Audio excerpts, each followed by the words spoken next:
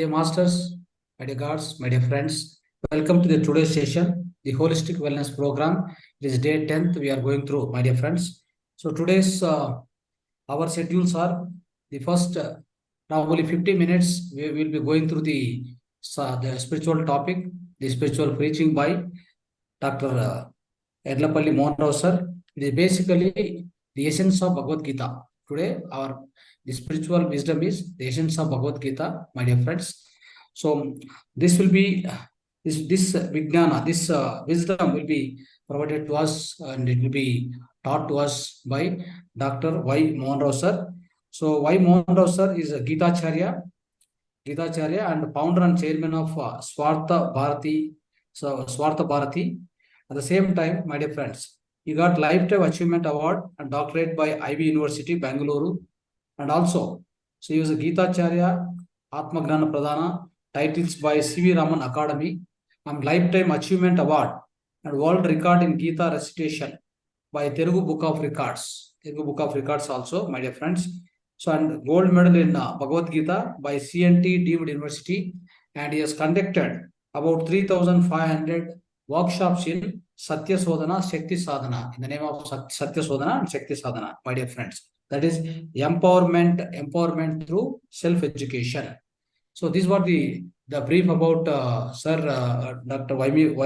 Mohan Rao sir, my dear friends. So other than this, there are much more things he has done. Many workshops, many like the schools, colleges. So he has started many things, my dear friends. On Bhagavad Gita, especially all the 700 slokas, say 18 chapters. Well versed with all that, and all the slokas as well as the meanings, individual meanings. In fact, so that is why he's a Gita Acharya and Avadani. So in the Bhagavad Gita, my dear friends, it's so fortunate, very fortunate for us. Today he is going to educate us and he is going to explain us the essence of the Bhagavad Gita. So nevertheless, I would like to invite Sir Mohan Rao sir for this session, and we request you to give us teach us the Bhagavad Gita, essence of Bhagavad Gita, sir. Thank you, sir. Over to you. Okay. Om Guru Brahma, Guru Vishnu, Guru Devo Maheshwaraha, Guru Sakshat Param Brahma, Tasmai Sri Gurave Namaha, Akhanda Mandalakaram, Vyaptam Yena Characharam, Tat Padam Darshitam Yena, Tasmai Sri Gurave Namaha, Asatoma Sadgamaya, Tamasoma Jyotirgamaya, Mrityorma Murtangamaya, Om Shanti Shanti Shanti. Om Trayambakam Yajamahe, Sugandhim Pushtivardhanam, Urvarukamiva Bandhanat, Mrityormukshiya Mamrutat. Om Shanti Shanti Shanti. Om Sahana Bhavatu, Sahanau Bhunaktu, Sahaviryam Karavavahai, Tejasvinavaditamastu, Ma Vidvishavahai. Om Shanti Shanti Shanti. Today you are going to know the essence of Bhagavad Gita, which is regarded as the highest scripture on the face of the earth, considered by even the super scientists, not only the religious people and devotional people, but the highest scientists, including the Einstein, who, in fact, Einstein is a super scientist whose discoveries are so deep, so delicate, and his discoveries could not be understood by even normal scientists also so easily. Such a super scientist. So, world, all the countries, the scientists and other people were totally praised Bhagavad Gita. So they considered Upanishads, lot of Upanishads are there, which are the essence of all Gitas.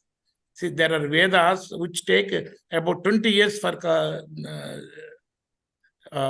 becoming a little master in Vedas. It takes 20 years. At least if anybody wants to go through or learn one Veda, it takes about 6 years minimum. So all the Vedas, if anyone wants to learn deeply, it takes about 20 years. But the essence of all the Vedas, which take a lot of time for us, the essence of those Vedas is given in Upanishads. Upanishads, they say, a lot of Upanishads are there, but about 100 and odd Upanishads are available at present. And out of that, 10, 11 Upanishads are very common and famous. At the same time, even 10, 11, 12 Upanishads to go through, understand, it also takes a lot of time. But the essence of all the Upanishads is again brought in and put into Bhagavadgita. That is. And in Bhagavadgita, there is one sentence. Traigunya Vishaya Vedaha Nistraigunyo Bhava Arjuna Nirdvandvo Nitya Sattvastaha Niryoga Kshema Atmavan. See, all the Vedas, they teach us about the external things for our body maintenance and for our development, physical development, construction of temples, construction of vehicles, and finding new medicines in Ayurveda, like that. All the things for a human body to maintain it in a better, good condition, what all the things that has to be known, all such things, and for make a life more powerful and happy, enthusiastic, what all the required things are given in Vedas. But here, Bhagavan in Bhagavad Gita, 45th sloka of the second chapter, he says all the Vedas teach you about how to live a comfortable physical life. But Traigunya Vishaya Vedaha Nistraigunyo Bhavarjana. You go beyond, because every person has got, is run by gunas, and those gunas are divided into three categories, that is Sattva Gun, Rajogun, and Tamogun. Sattva gun, nature of balanced nature. And Rajogun is aggressive nature. And Tamogun is ignorant nature of a person. So our behavior, our nature, behavior is divided into three categories, and that is Sattva, Rajaha, and Tamaha. Sattva is considered to be the better, normally considered. And Raja Guna, nature of Rajas, is considered in between, and Tamaha is the lowest nature of the person. So it is balanced nature, Sattva Guna, aggressive nature, Rajoguna, and ignorant behavior without proper thinking and planning is Tamoguna. So, like this, a person behaves while trying to acquire different things for his material requirement and to fulfill his desires. But here, the Bhagavan says to Arjuna, the Vedas all are going to teach you all about the material requirements, which you, without going through Vedas or otherwise also, you know many things. But you go beyond the Vedas, beyond the three qualities of the normal person. That is, again, Traigunya Vishaya Vedaha Nistraigunyo Bhavarjuna Nirdvando Nitya Sattvastaha Niryoga Kshema Atmavan. So, all the three gunas are behavior. It is considered likes and dislikes. So, this will help me, I like it. This will trouble me, I dislike it. This is looking very beautiful, so I like it. This is looking ugly, I do not like it. So, a human being, a person is caught up in likes and dislikes when he is trying to work out with the Vedas, which are dealing with your Trigunas. So, he says, you go beyond the Trigunas. That means not even ignorant nature, not aggressive nature, not even balanced nature. You go beyond all these things where you will attain the eternal ecstasy, eternal bliss. So once you are in eternal bliss, nothing outside is required for you to make happy. For normal persons, when with outward behavior, when his mind is always connected with the five senses, and through five senses, so many things. I like this music. I like that dance. I like that picture. This temperature is very nice to me. This is very comfortable. The sofa is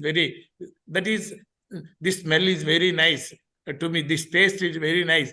So this taste is bitter. I do not want. So likes and dislikes come when you are entangled with the outside things through your five senses. But what the Bhagavan advises is you go beyond the trigunas. That means beyond the likes and dislikes. How that is possible? Nirdvando nitya sattvastaha niryoga kshema atmavan. You are as if you are aham brahmasmi. You try to experience your supreme soul, which is your essence. You try to experience when you go beyond all the three qualities, trigunas, sattva, rajas, tamo guna, you start experiencing the eternal bliss, which is nothing but the supreme soul, which is present in all of us equally. That the supreme soul is nothing but the truth, which is unbounded truth, which is present in all these people, and only the mind, which is connected with the five senses, and the intellect also not having the proper wisdom about this own self, that is supreme self, which is the origin of each and every person. Even the intellect is very much connected with the mind only, and mostly instead of controlling the mind, the intellect, many times the mind controls the intellect. So sometimes your mind says, this is not good for my health. Suppose sugar trouble has come. Any sweet, lot of sweet, it is not good, the intellect says. So hence don't take. The mind says, because it's getting attracted through the this tongue, the previous taste it remembers, and the eyes, they are seeing the sweet in front, and eyes will tell us, if you take this, you will have that so much nice taste. Why don't you take it? It's so nice, you have experienced. Repeatedly, when the mind repeats, at least let me have for short time. Only this particular time I will take. Next time I will not take. Like that, the mind goes on harboring about taking because of it is caught up with the taste which through the tongue the mind has enjoyed. So ultimately, though the intellect says not to take it, but when the mind so many times repeats the same desire to the intellect, the weak intellect, which is not backed with this very doubtless wisdom, because it is not a complete wisdom. Whatever knowledge we have got wisdom, that is also having some doubts. And any knowledge, if you have, if it is not firm enough, so it will be carried away by the external things. So the mind, which is caught up with the external thing, controls the intellect. So intellect becomes a subordinate instead of becoming a master of the mind. So then we do things just for temporary happiness. So ultimately, we will have a long-term suffering. So a person who takes a sweet which is not good for his body, after 24 hours, he will be feeling, why I have taken unnecessarily, I should have controlled my mind. So I was I became weak. I took it unnecessarily. What will happen? So unnecessarily took this. You will be feeling, the same mind will be feeling sorry later, because he did not listen to the intellect. It forced the even intellect, saying that only this time you allow me, like that it says, and the weak intellect has allowed it, like I should not say this example, like in a henpecked husband, normal families. Of course, this example is not correct, but which I remember, this is normally in a family, even though wife decides something, she will convey the message to the husband, and in a meeting, when the other people are coming, the husband delivers the message as the message of the family. That is a decent way, normally. But here, when the intellect becomes is forced by the mind, intellect becomes a slave, that we will take, we will do actions based on the short-term likes and dislikes, and encounter long-term displeasures and sufferings. So, same sloka says, yattat agre vishamiva, vishendriya samyogat yattat agre amrutopamam. So, when you come in contact with the external things, you like it. When you take it, it looks as if it is amruta. That is very nice, very happy. Vishendriya samyogat yattat agre amrutopamam. Initially, that looks very, very happy, very nice for you. Pariname vishamiva. So, taking sweet or whatever it is. So, ultimately, it will bring negative and you will be feeling sorry. So, this type of happiness is called an aggressive nature by the mind, and intellect becoming a subordinate to the mind. This type of happiness a person tries to experience, it is called aggressive nature, that is Rajogun. Not Tamogun, fully ignorant, not balanced nature, Sattvagun. So why I want to say is, Nistrai Gunyo Bhavarjuna, go beyond all these things and start experiencing happiness from inside, not based on the things that is a good picture. You see and you become happy. There is a good music, you listen and be happy. And there is a good taste, you take it and happy. Good smell, you smell it and happy. Similarly, all these happinesses are dependent on the external things, what my mind receives through five senses. But all those things, but none of these happinesses will give continuous happiness. They are momentary happiness, and mostly afterwards we get tired or we get some minus results, and that is health may get damaged and we may get bored, because no one thing you can see continuously, no one thing you can hear continuously, like that no one thing you can go on eating or drinking continuously. All those things give us temporary happiness, and afterwards it will be boring only. So we will not be able to bear anything from outside continuously. So whereas we want a continuous happiness, continuous non-stop happiness, and outside things are changing things, and even if a thing is not changing, the happiness what we experience when we see it at the first moment, the same happiness will not be there later on.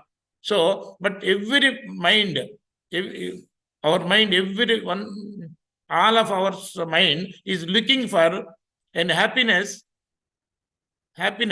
which is always there, But if a person is caught up in comfort, he will not be able to feel happy.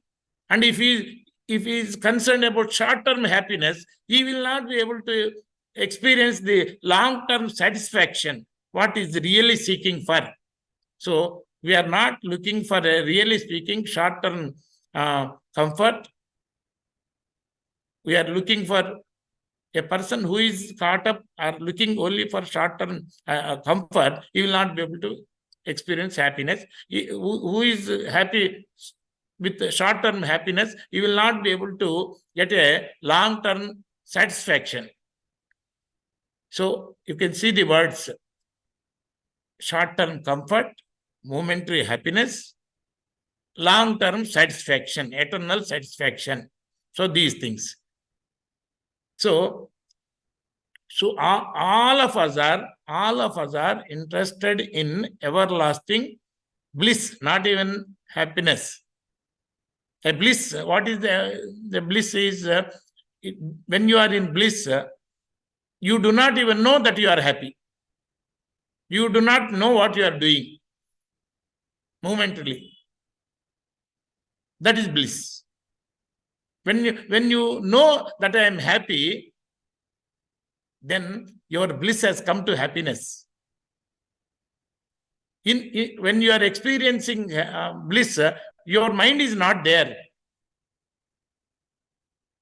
And when you are happy, your mind is cool and it's pleasant and it is not agitated. It's a cool thought then says, this is very nice. I'm very happy to see. This is very, sofa is very nice. I'm very happy. It is very comfortable. So I'm happy. Like that. So when you are aware of your happiness, that is less than the bliss. And when you are looking for total comfort, then you will be missing the happiness also mostly. How can anybody tell? If you are caught up in, if you are only concerned about physical comfort, you will be missing happiness also. One example I will tell. So we have not entered Bhagavadgita. So Bhagavadgita will give solution for all these things. That means all these things is finding the way for eternal bliss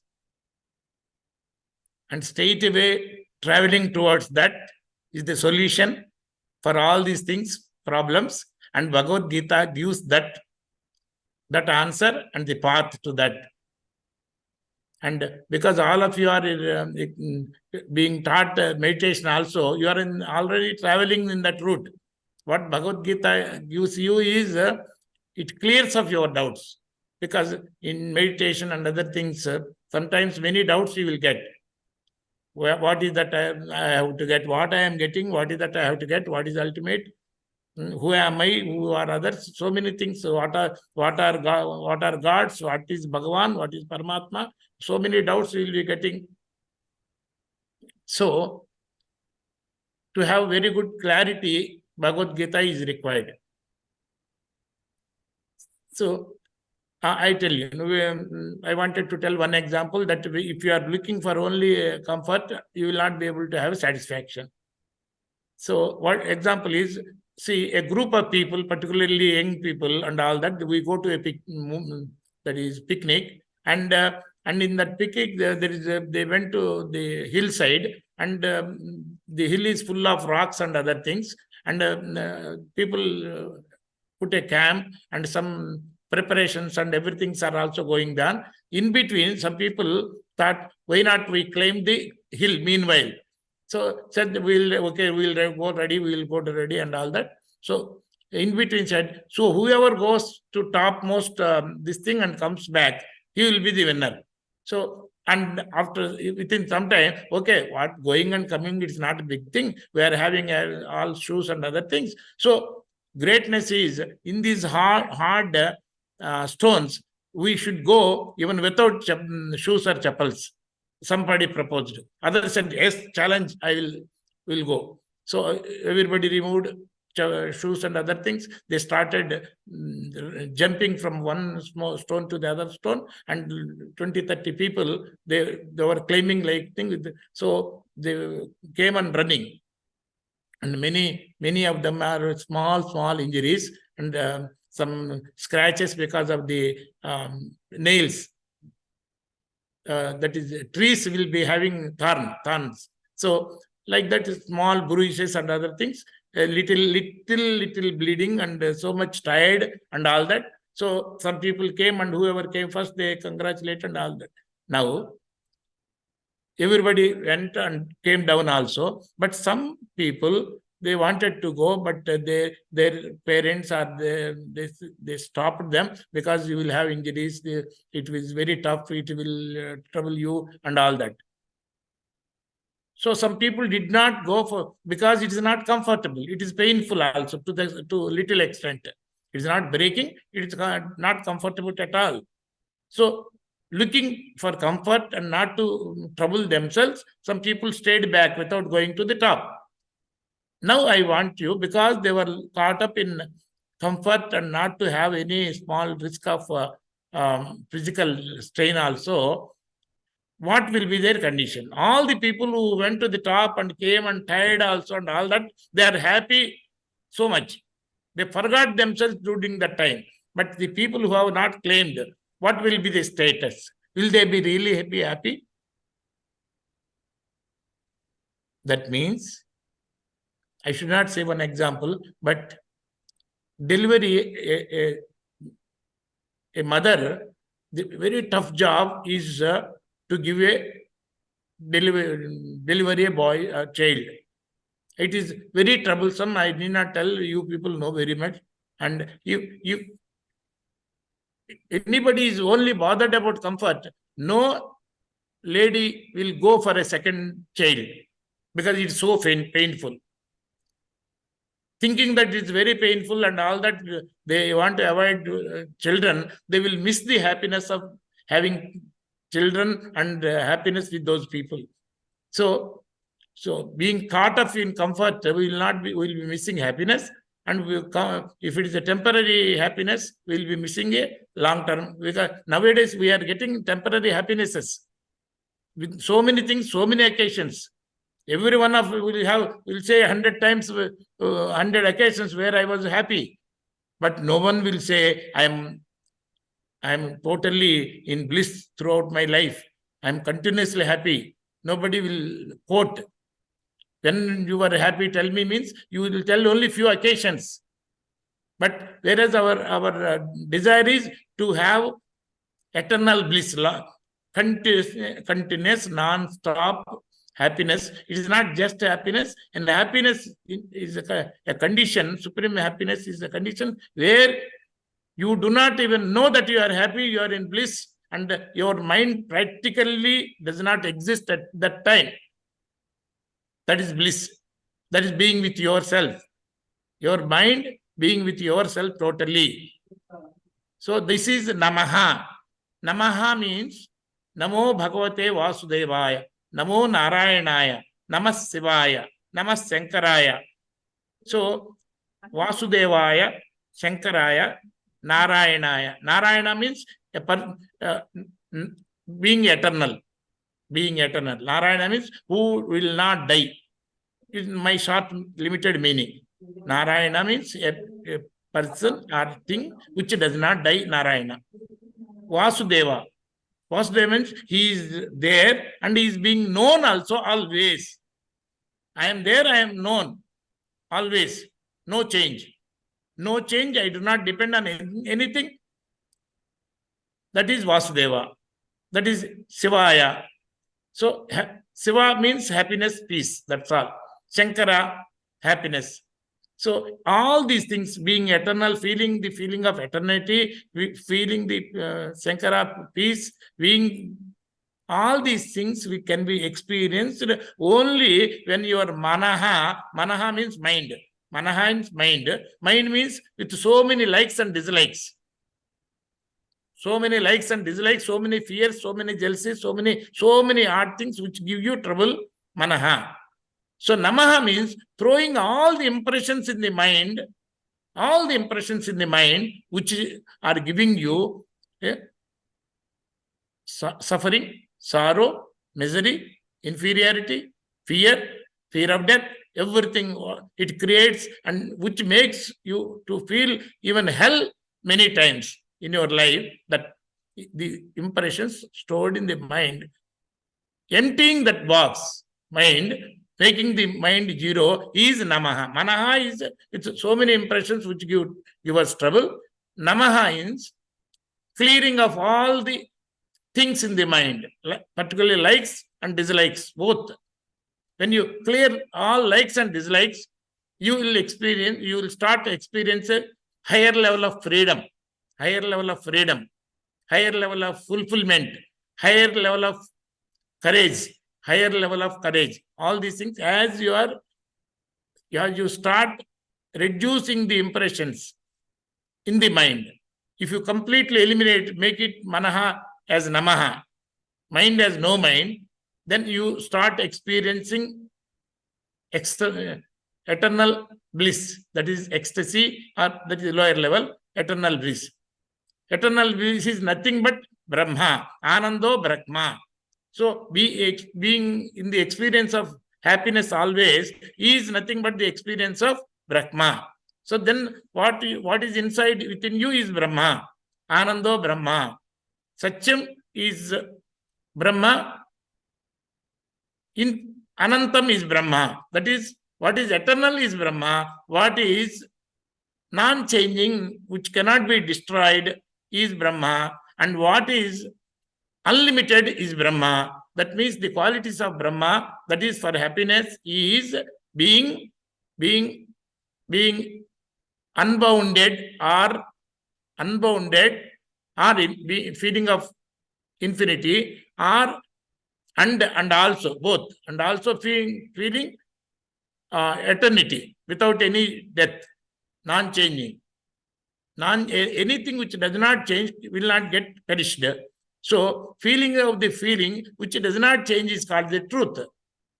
So knowing that I am truth, knowing that I am boundless, will make, and after knowing this, if you practice this, then you start experiencing the real and independent happiness, a happiness which does not depend on anything else.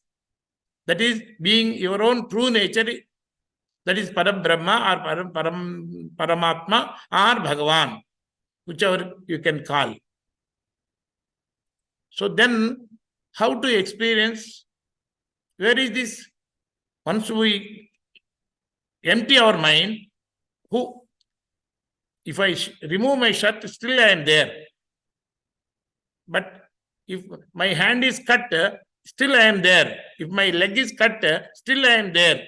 If my mind is emptied, still I am there. I am there without any boundary, without any feeling of limitedness, or without any feeling of change. And that means without feeling of eternity.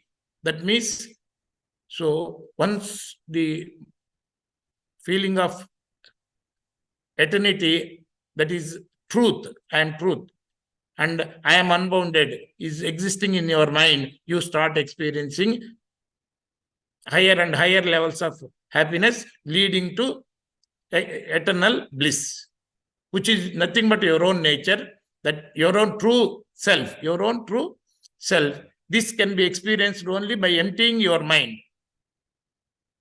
Emptying your mind.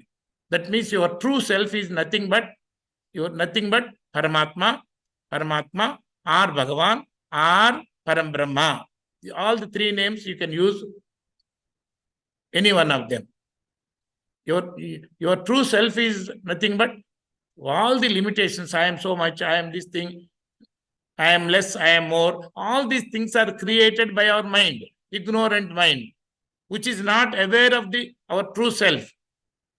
All these limitations, boundaries, or changes are created by the ignorant mind, which is not aware of the true self, and based on which it is existing. The mind is existing based on the true self, but the mind which has come from the true self does not know the true self itself, and because it's always connected to external things through mind. So now this thing is to discover our own true self, which is nothing but the Bhagavan. Our own true self, which is nothing but the Bhagavan, and that is possible by cleaning all the impurities which are covering that true self, which are coming in the way of experiencing that true self. Actually, the true self does not suffer at all, but the mind which is thinking, which has come from the true self, it does not know what it is. It sees the body from outside and it thinks this body is myself, because it has forgotten its origin, which is the true self, which is true. We have to say true self. Normal self is this body, I am this body, that is the normal self, ignorant self. I am a non-changing the truth. It is our true self, that is supreme self. So we should be able to differentiate the different identities that we have, the mind has created in place of the true self, which does not have any identity at all. So, coming to Bhagavadgita, which gives these solutions, I do not know. Today, the way I spoke, First of all, I do not take classes in English. 99% or more classes are only in Telugu, which is this thing. And the way I have spoken today, I have never spoken in any of the previous English classes also. But this doesn't, how much it makes you to understand. But now I come to the straight, simple, this thing. Now you have forget about what all I have talked so far. Now we are straight away trying to understand what is Bhagavan, what is yourself. What is the difference between these two? Are you ready? Are you ready? For this, Yes, for you to understand what is Bhagavan and what is yourself, my contribution to you in knowing this is 5%. Your contribution should be by way of keen interest 95%. Because you are within this body, which you know yourself, I do not know yourself. And the Bhagavan, none of our we can see with external eyes. So neither we are aware of the Bhagavan or Paramatma or Parabrahma nor individual self. Your individual self I do not know, my individual self you do not know. So knowing yourself, knowing Bhagavan or Paramatma, and the relation between these two, what we are going to do right now. Are you ready? This is very much concerned to you, very much intrinsic inside. Okay? Are you ready? Yes, sir. Then normally Bhagavad-Gita, I will ask you, whose message is Bhagavad-Gita? I saw hundreds of Bhagavad-Gitas. Whose message is Bhagavad-Gita? You may not have read Bhagavad-Gita, I agree. But many Pandits, many Swamijis, many Sadhus, many people interested, they were giving pravachnas, explanations of Bhagavad-Gita so many times. You must have heard somewhere or the other, right from the beginning, childhood till today, anytime. Even we see in movies also. Now I am asking you, you should answer with your intelligence. Whose message is Bhagavad-Gita? Lord Krishna's message. Last Krishna's message. Okay, any other person? Krishna's message to Arjuna. To whom I do not say. Actually, it is to us also, because otherwise we will not be bothered about Bhagavad-Gita right now. But to whom, let us forget, I agree. But whose message it is? Krishna's message. Krishna's message. Now, two answers. Any more people? Bhagwan. Yes, Krishna's message. Lord Krishna. Three answers. One person was telling, one of the participants is telling us the Bhagavan message. Lord Krishna, sir. Lord Krishna. So many people. Lord Krishna. Lord Krishna. Paramatma's message to Atma, sir. Paramatma's message to Atma. Oh my God. Very great answer. Okay, let us take this apart from that. One of the participant is telling as the Bhagavan also. Who is that? Please repeat. Yes, sir, Bhagwan. Bhagavan Vacha. Yes, okay. It's the message of Bhagavan, what you say. It is the message of Paramatma to Atma. Our other friend is telling. Okay. So Bhagavan is nothing but Paramatma is nothing but Param Brahma. Okay. Now, is it Bhagavan's message or is it Krishna's message? So far, Krishna's message majority, Paramatma's message is minority. Okay. Now, straight away coming to the fact, there are how much will be the size of Bhagavad Gita? Normally, this is the size of Bhagavad Gita. This is one of the size of Bhagavad Gita. Okay. And another thing is, this is Sundar Chaitanya's the Bhagavad Gita. This is 1/4 size. You can see this thing. This is 1/4 size. Because book is becoming very bigger. He has made it as 4 parts. Part 1, 2, 3, 4. Total together becomes total explanation of Bhagavad Gita. So much is the size. Okay. Normally, even Gita Makaranda will be of this much size. Okay, this much size means ISKCON, this much size. And Gita Makaranda is slightly bigger than this, like this. Okay. But the real Bhagavad Gita is only this much size. Oh my God. This much size. See, if I put a namaskar and put this Bhagavad Gita inside, you will not show that there is a book. So in my pocket, I can put 20 Bhagavad Gitas of this type. But only thing, my eyes, I got cataract operation on both of them. Now without any glass also, I can read this, though the letters are a little small. That means they are not tiny letters. Reasonably letters, but small letters. But there is no explanation. Suppose this book is written in Telugu. Sir, is it okay? Hello? Sir, is it okay? This. Anything is okay. Why so much sizes I am telling? In this, either in Hindi or in English or in Telugu language, only the original slokas are printed. But all the letters may be English, Telugu, Tamil, Kannada, but the inner words are Sanskrit words. Sanskrit words. For example, aham atma goda kesha sarvabhutasaya sthita aham aditya madhyam cha bhutanam antayeva cha. This is Sanskrit sloka, this one. So, any language you read, you have to read like this only. It is, sound is same. The letters are different. Okay? Aham atma goda kesha, like that I was speaking. Yamam paramam guhyam mad bhakteshu abhidashyati bhaktim mai param krutva mameva eshyasya asamsaya. And so like this, the sound is same, whatever may be the language, but the letters are different. So but because we do not know the Sanskrit words, in some way, in local language, they write the meaning. When they write the meaning in 2-3 lines, the size will increase. When they increase the size of the original slokas, the size will further increase.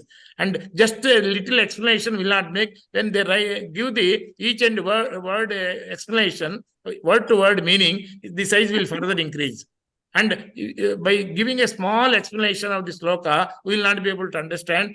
When explanation is given in a detailed way, we will be able to understand. So that's why Sundar Chaitanya's this is become so much. As the commentary explanation becomes more and more, the size will become more and more. Otherwise, all the 700 slokas, this is the book. This is the book. Okay, but there are at least 300 to 400 varieties of Bhagavad Gita's commentaries, as long as I know, maybe more than. But in none of these Bhagavad Gitas, it is mentioned as the word of Krishna.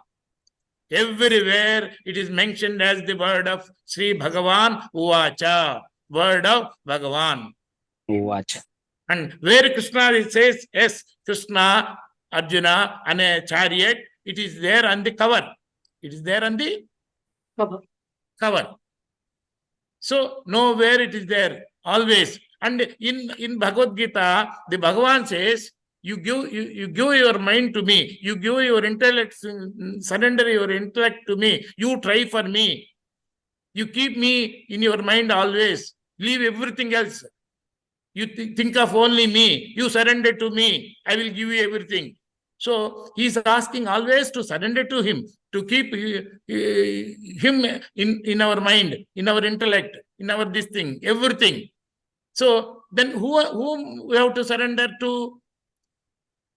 Ananyas chantayanto mam yejanah pariupasate tesham nityabhiyuktanam yogakshemam vahamyam manmana bhava madbhaktaha madjaji mam namaskuru mame vaishyasi yuktvainam atmanam matparayana Mayeva mana adasva may buddhim nivesya nimishisi mayeva ada urtam nasamchaya.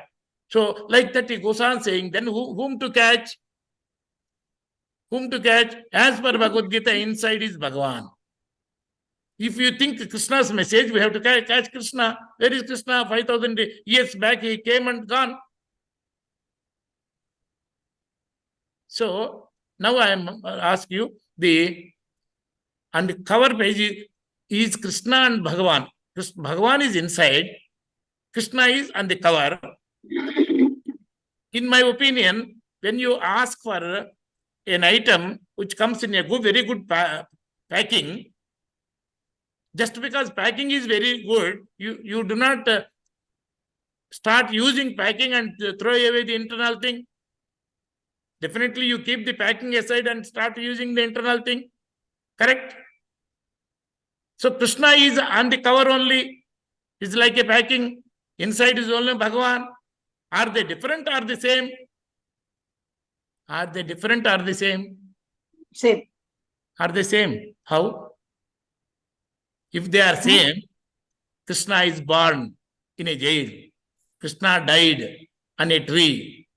Krishna, every one of us, Krishna means immediately we can remember some picture of Krishna with Murali Krishna, Gopal Krishna, Radha Krishna, so many things. You know how Krishna appears and how he does. So many things you know. He has got birth, he has got death, and he must have done many miracles. Many people also have done. Sai Baba, Siddhi Sai Baba have done miracles, Satya Sai Baba did miracles. So many, even Shankaracharya has done some miracles.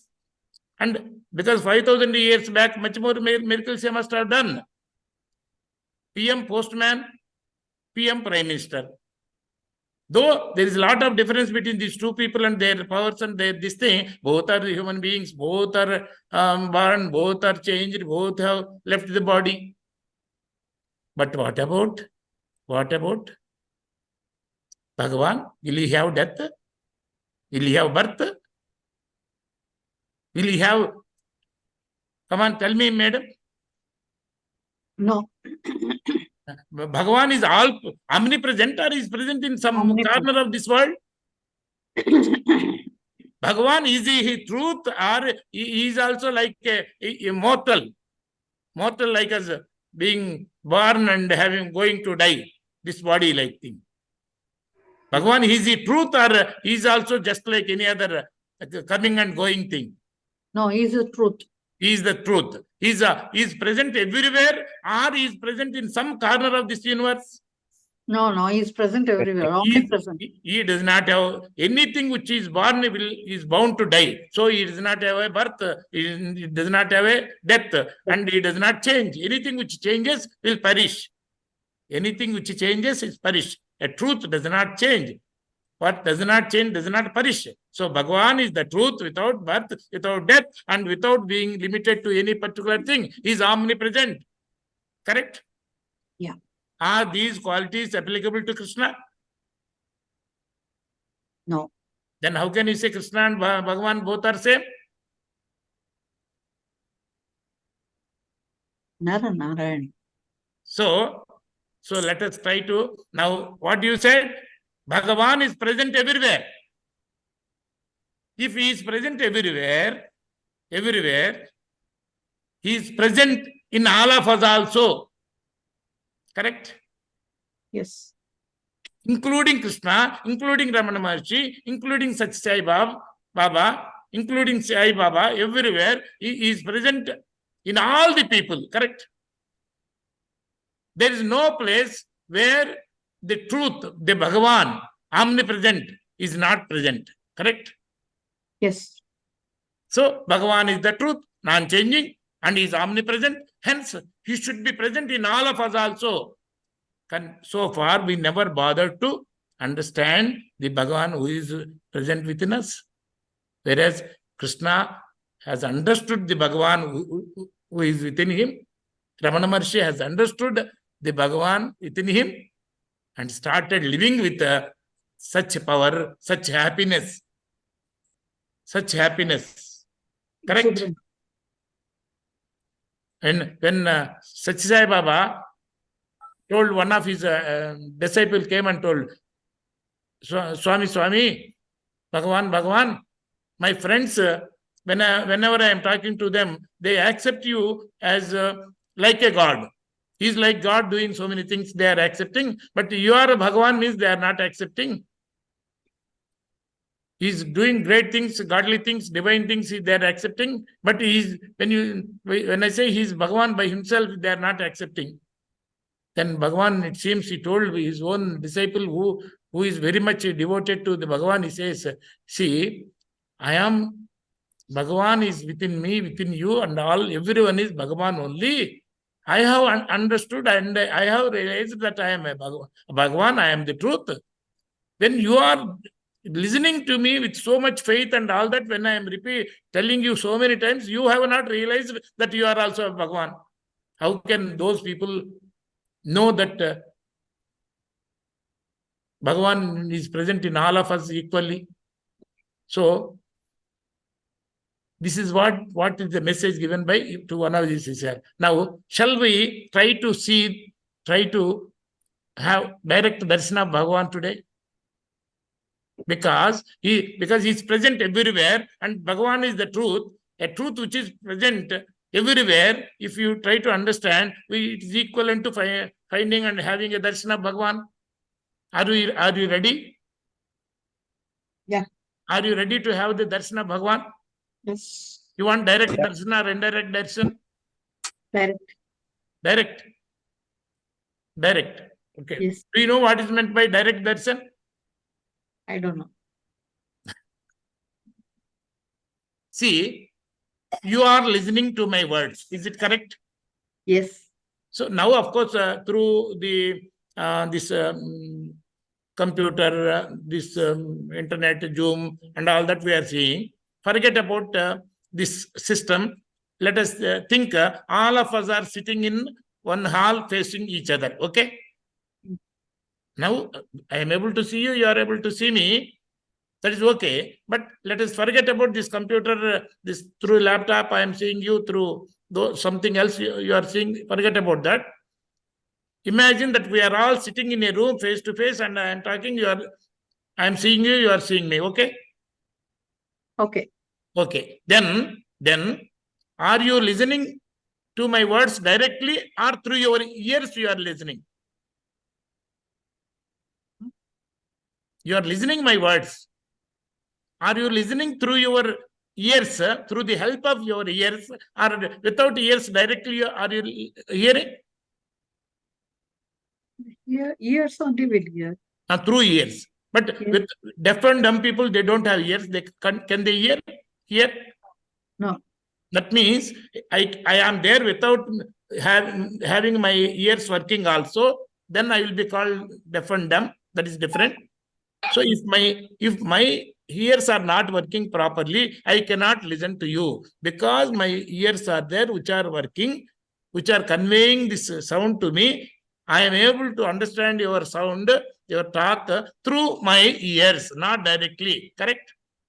Yes. I am able to see you because I am having eyes. If I do not have eyes, does it mean that I am not there? No. Without eyes also I am there. But I can see you only if my eyes are there. That means I am able to see you through my eyes and hear you through my ears and feel by touching this computer or anything through my senses. That is correct? Yes. So that means these are all indirectly through this, through that, through that. All these instruments are imperfect. A eagle can see a small thing from a very, very distance. Our eyes even cannot see properly, and our eyes cannot see the holes which are present in our skin. Correct? Holes are there in our skin, but our eyes cannot see directly. That means they are limited capacity. Correct? Yes. Some sounds what other animals can hear, our ears cannot hear. Some smells what other animals can hear, our nose cannot detect. That means we have got limited instrument connected to our mind, through which we are seeing each other, seeing the picture, listening to the sounds. So nothing you are able to see directly. Everything so far you are seeing through something, which are all limited. Whatever it shows, if my eyes are color blind, Even black and white, I will see as only black and white. I will not be able to see the colors. There are some eyes which are like that, some people. Correct? Yeah, correct. That means you tell me what is Pratyaksha Darshan now? We are having Atma. all indirect darshan only so far anything. Then what is the Pratyaksha Darshan? Direct vision, direct darshan is The Atma. huh? With the Atma. Don't bring me the word of Atma. When you go to your house, for example, from outside, when you go to our house and when you knock the door, somebody, your own people ask you, who is there? Will you say Atma? Or you will say I only? Yes, we'll say I have come. Will you say I only or Atman? No, I have come, I'll say. Yeah, that's correct. I only. I only, correct? You will say I only. Yes. Because Yes. they will recognize you. You will Yeah. say I only. You will not say Atma. Correct? Have you ever said? No, Have you ever used this word Atma in place of you? no. If some person who talks always Atma, Paramatma 24 hours, have you ever seen him? Who are you? Means I am Atma? No. Correct? So, are we connected to the word of Atma in any way? Anytime? Is it in your direct experience? I am Atma. I will say, I am seeing, I am talking, I am sitting, I am, always I am feeling. Direct experience. Correct? So the word Atma, we are not really connected with that. We have listened. You have heard through somebody and repeating that word. See, one person came to me, and in our house, one Swamiji came from Himalayas. He has done tapas 500 years, and that is known to everybody, and he is known to have very, very great powers.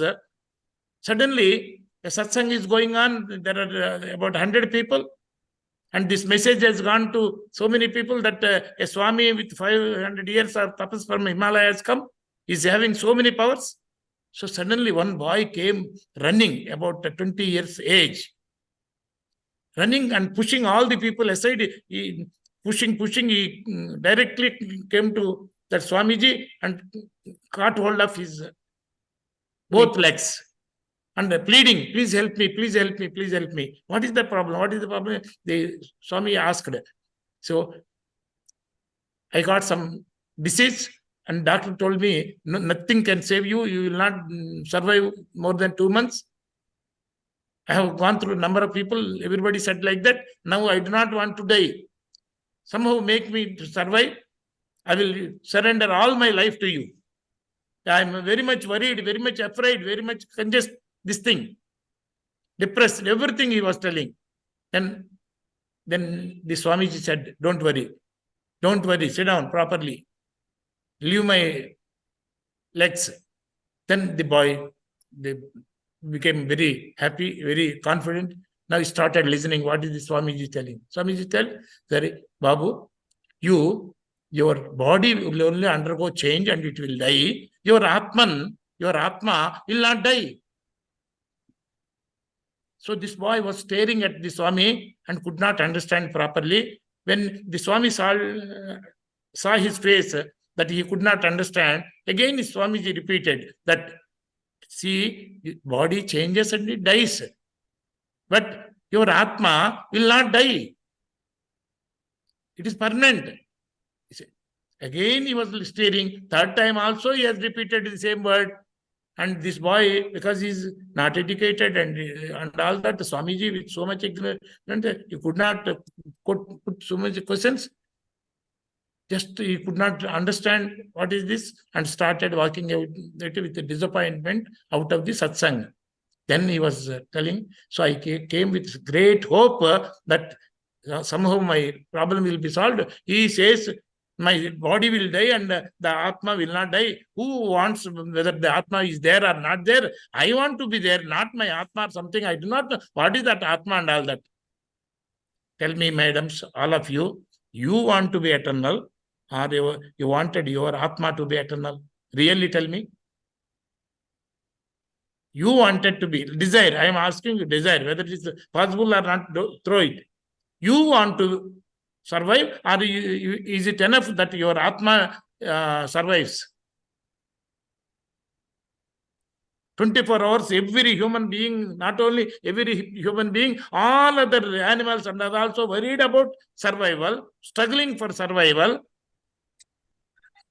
for their self or for some Atma sake. Please tell me.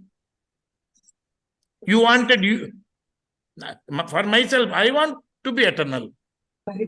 I do not know what is Atma, whether Atma is there or not, whether it dies or not dies. I am not connected with it at all. Am I correct? Yes. Correct. So, please do not bring the word Atma and all that so easily. Correct? Because we are not connected. I want to be eternal. I want to be eternal. Okay, another one more thing also. No one in this world regarding can bear the feeling that I am less. No one can bear the feeling that I am less. Correct? Yes.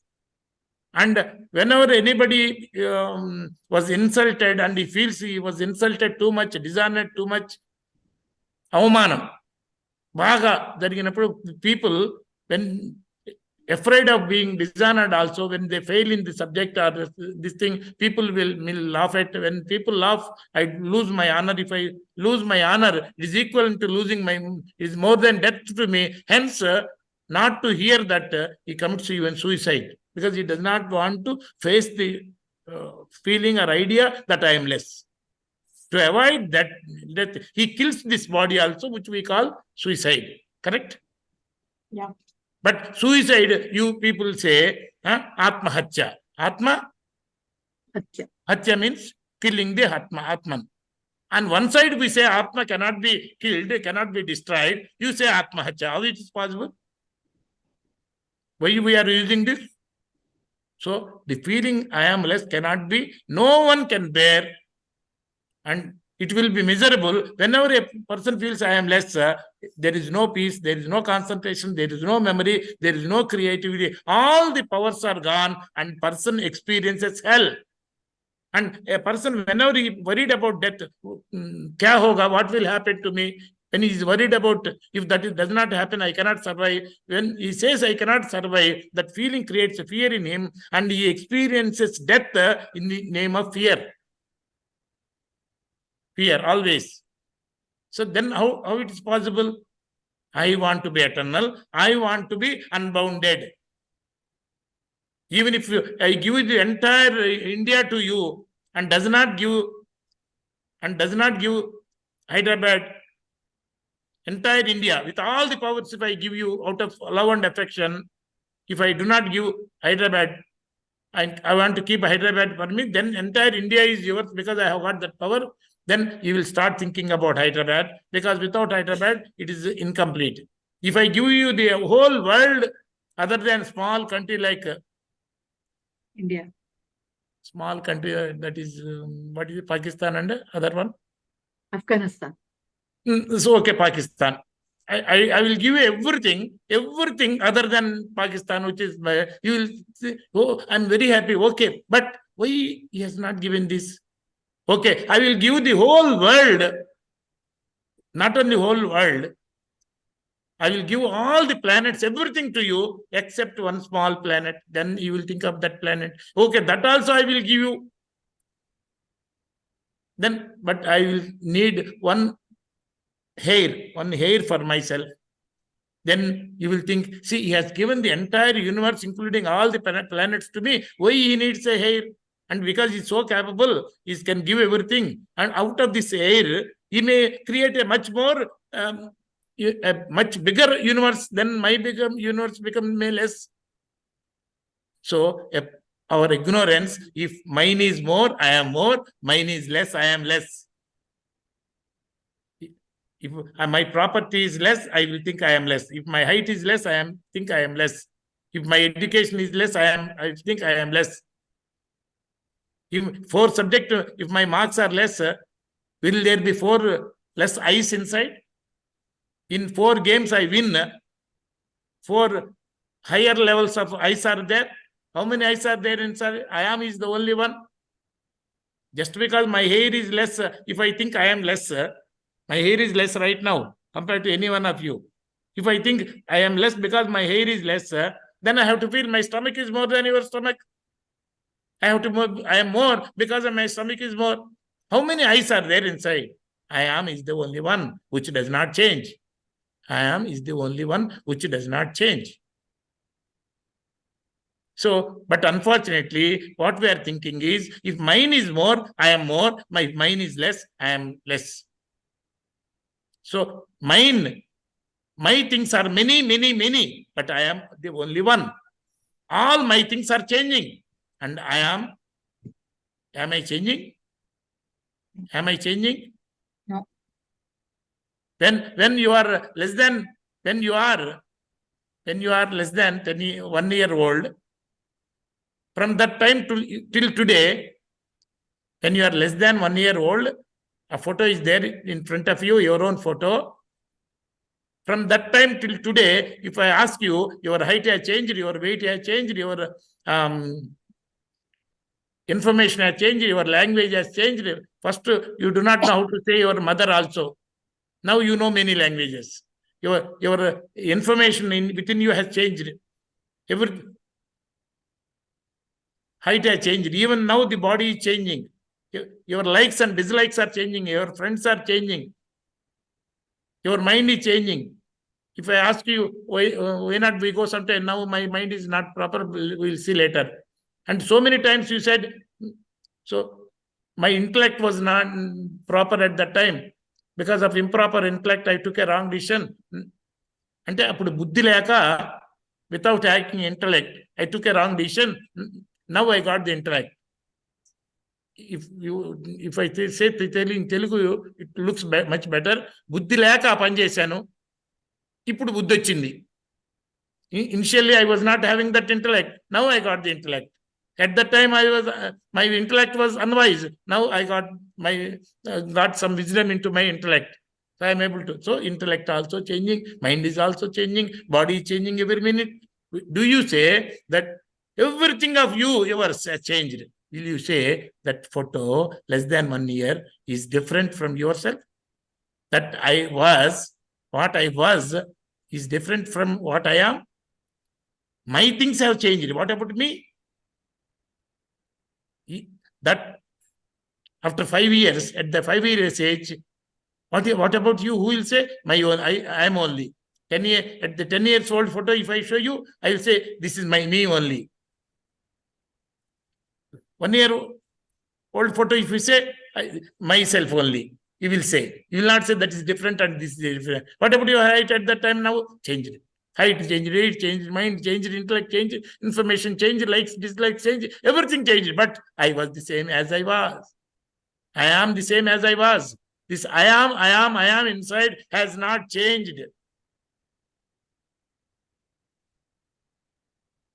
And what changes are many, many things. All changing things cannot be told as the truth. Anything which changes cannot be said as the truth. What can be told as the truth is the non-changing thing. I am is never changed. The feeling, though initially you do not know the language, you have got the feeling I am. A mosquito has got the feeling I am. A small elephant also knows I am. A person who cannot speak, deaf and dumb, also knows I am. That I am has never changed. Mine, sab kuch has changed, everything has changed, but I have not changed. So I am is the truth.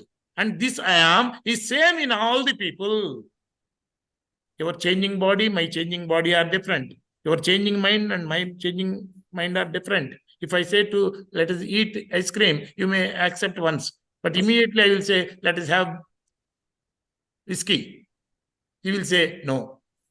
Sometimes the minds may have same opinion for a very short term. But this mind changes, that mind changes. This intellect changes, that intellect changes. This dress changes, so none of the changing, mera, aapka, mine and yours, all the things changing are different. But I am has never changed in all of us right from the birth till today. So I am is the only truth. Myself, mine, none of my things are truth. I am the truth. So I want to be there for eternal because I do not change. The question of myself getting destroyed does not arise. First, let us say a small way. So when I am does not change, that I am inside does not change, it will never become less. Just because my hair is less, I cannot say I am less. Just because my money is more, I cannot say I am more. Just because my education is less, I cannot say I am less. There are many things which are mine. That does not mean this I am is different from that I am. So and we are always experiencing this I am. Everyone was always, and we are forgetting about it. The most important thing in our life is the self, that this is supreme self, I am. A person who is worried about two hair falling, who was feeling, and he may be worried about some more hair may fall. For such small things, there are sufferings, there are worries. But suddenly there is an accident. If both the legs are very much damaged, and if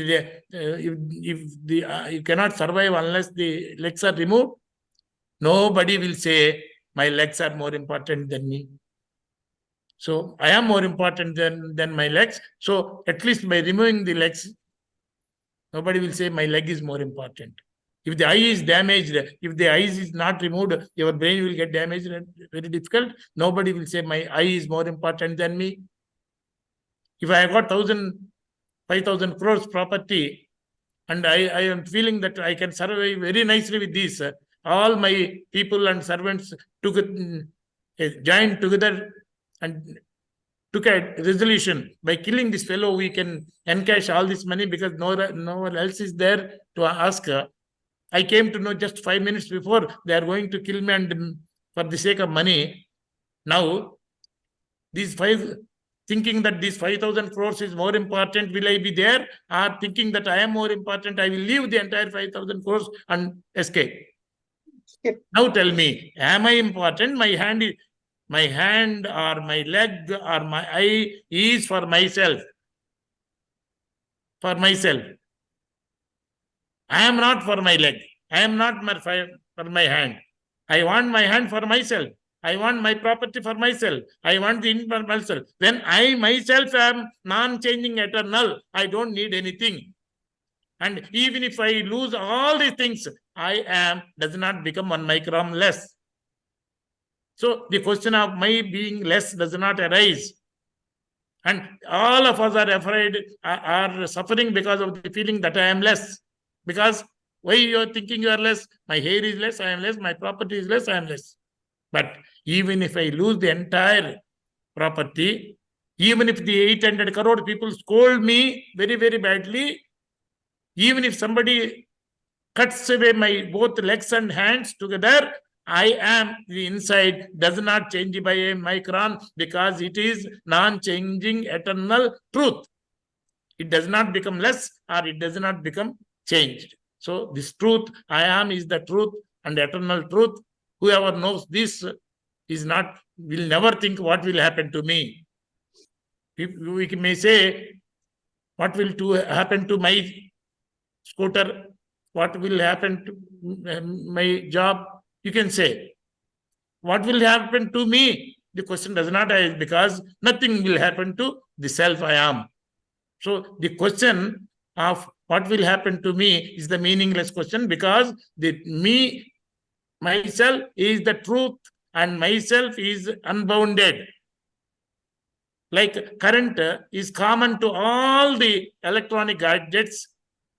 Even a small bulb behind the same voltage, big bulb behind the same voltage, rotating fan, same voltage, that current is unlimited. Like that, I am is unlimited, non-changing. The limitations are in the mind, in the intellect. So when this intellect knows that I am eternal, all the worries will go. When the intellect knows that I am non-changing, the question of inferiority does not arise. Then a person, you know that I am is the truth. The question of less is not there. Everybody will be in a fully satisfied condition because it does not become less. So he experiences full satisfaction and always satisfaction because I am is non-changing always. So no one will experience death or fear. So everyone experiences courage, satisfaction. So doing anything with satisfaction is the dharma, knowing that I am truth, and with that experience feeling satisfied, and with the total satisfaction, doing anything with satisfaction is dharma. Thinking that I am lesser, if I get something else, then I will be full. So ignorantly, if I think I am less and I will become full only when I get something, that means for satisfaction, for fulfillment, if I try to get anything, it is adharma. For the sake of satisfaction, if I am trying to acquire anything, it is adharma. With satisfaction, whatever I am doing is dharma. For survival, if I am trying to do anything, it is adharma.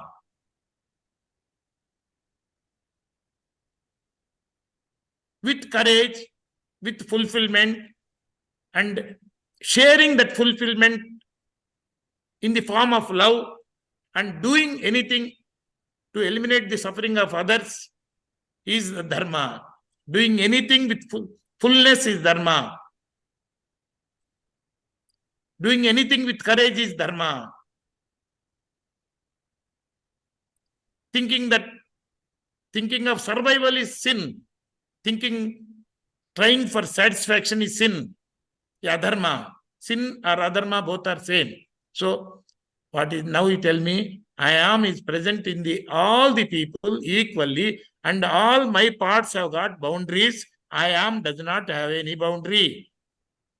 My eyes are here, this much size. My ear is here, ear is here, this much size. My head is here, this much size. But where is that I am? Within this body. When your mind is thinking of something else and sitting in front of me, your face is sitting in front of me and your mind is somewhere else. Then your eyes, though they are looking at me, your eyes cannot know what it is seeing. Though you are listening to such a big sound from me, your mind is somewhere.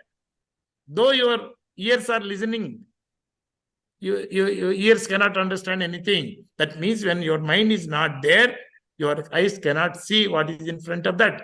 Ears cannot see what is in that. So that means when your mind, then where are you at that time? Where your mind is there, you are there. The mind can go anywhere in this universe. It cannot go to a place where I am is not there. So I am is boundless. I am is non-changing. Because it is boundless, it is infinity, it is non-changing, it is the truth. So whoever, and knowing this that means this non-changing, unbounded truth. What Bhagavan says in Bhagavadgita, Samam sarveshu bhuteshu tishtantam parameshwaram sarvasya chaham murti sannivishtaha. I am present in all the people in the essence, in the origin. What is our origin? I am thinking, I am now working. I am is the origin.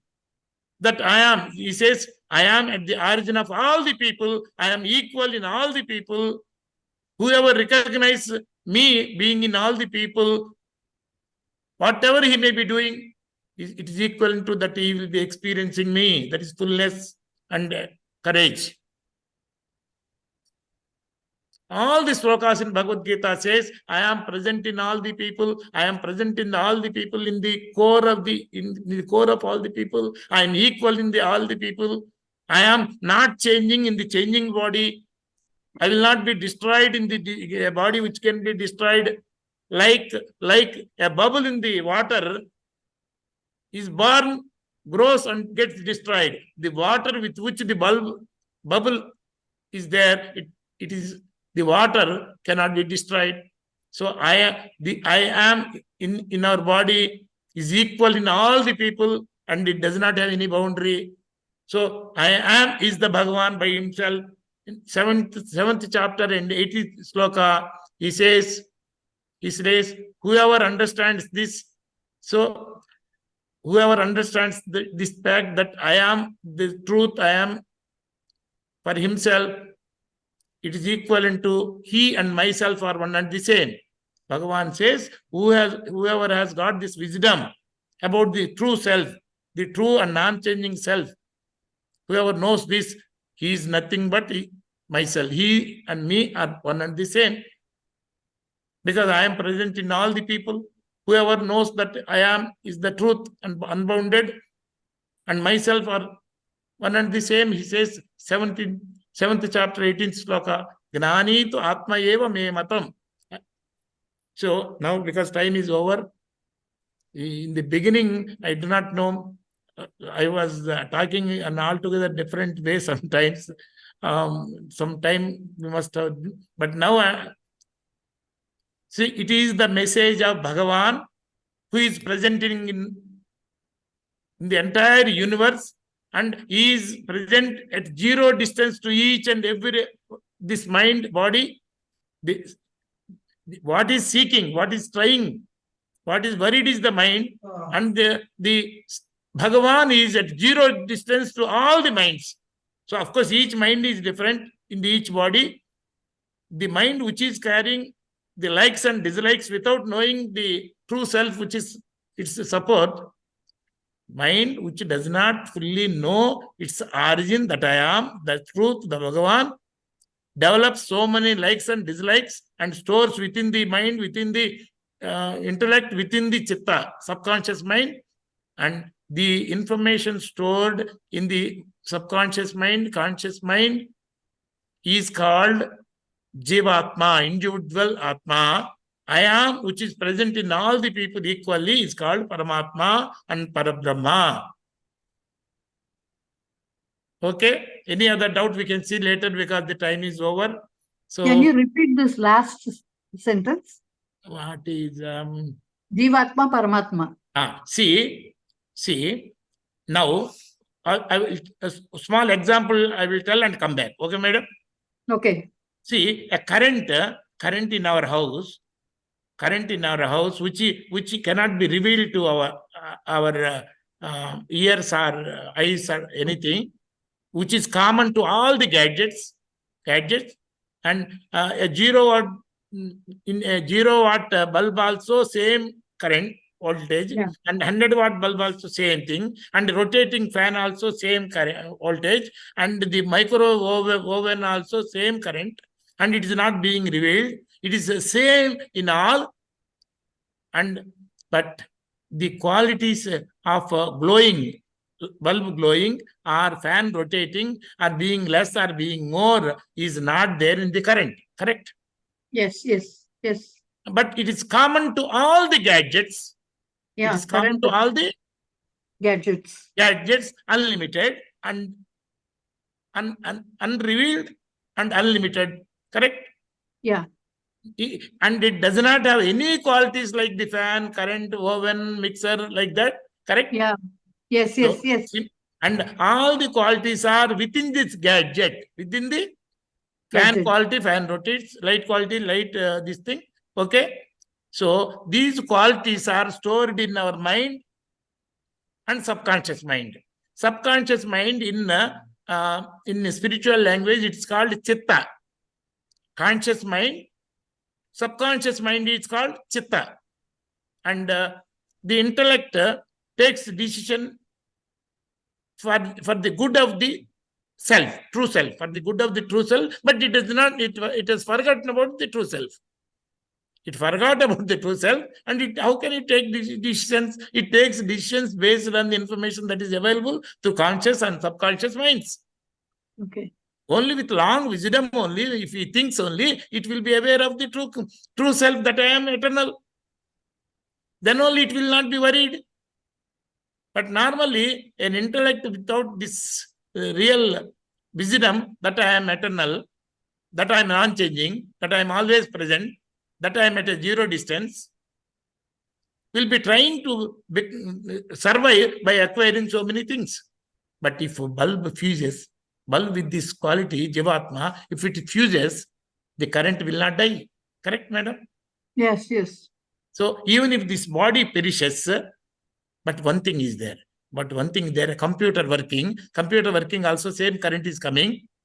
Same current is coming. Computer is hardware. It does not have anything by itself. Whatever information we have put into the computer, it starts working with that. But if some fault comes, and if the data is taken to that pen drive, because computer developed some fault. So if the computer is destroyed, the data is in the pen drive. If it is taken to some other computer, so all the functions it will do. Correct? Yeah, yeah.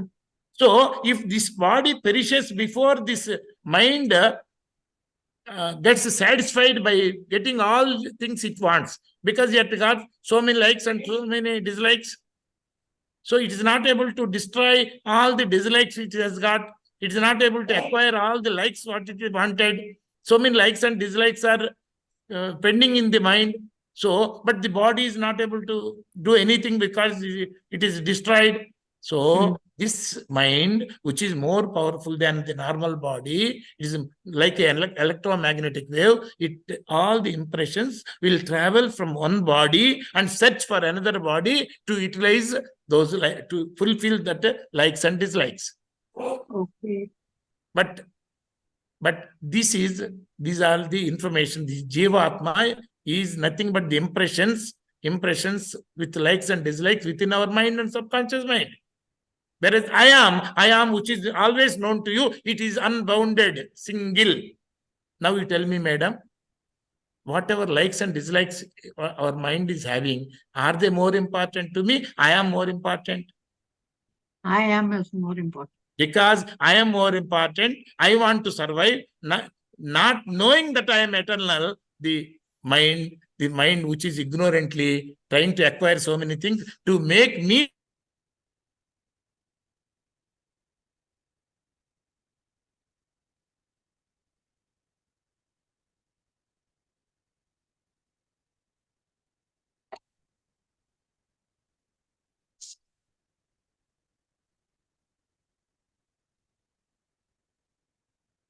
whereas I am truth. I do not change. I do not get destroyed at all. The question of survival does not arise. Once you know this information, you will never think, if that is there, I will survive.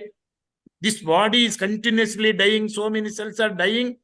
All the 800 crore people together, all the God's people together cannot make this body to survive forever. This body is bound to go. Whereas I am non-changing, eternal. No power on the face of the earth can change me. I am this true self by even micron. The true self cannot be altered, even if by all the gods together, all the 800 crore people together also cannot change this I am what we are experiencing always, even by a micron. All the gods together, all the 800 crore people together cannot save this body. So the body is bound to go. A wise intellect, wise mind thinks how best to utilize the body, which is temporary.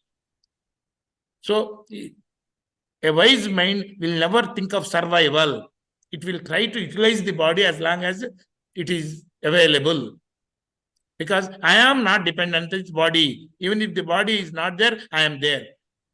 Body comes and goes, mind comes and goes, everything comes and goes. But I am not coming and going. The only one thing what is there, what will be there is I am. Rest everything in your mind Rest everything in your mind is acquired through five senses.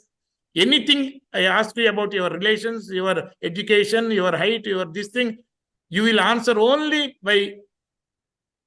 from the information what you got collected through your five senses. You will not be able to answer anything without depending on the information that you got through five senses. Correct, madam? Yes. Whereas to say I am, are you there? I am, yes. To say that I am, you do not depend on the information received through five senses. Any other thing, you depend on the five senses, your height, your weight, your caste, your religion, your this thing, your money, your relations, everything data is acquired from outside. The fact that I am there,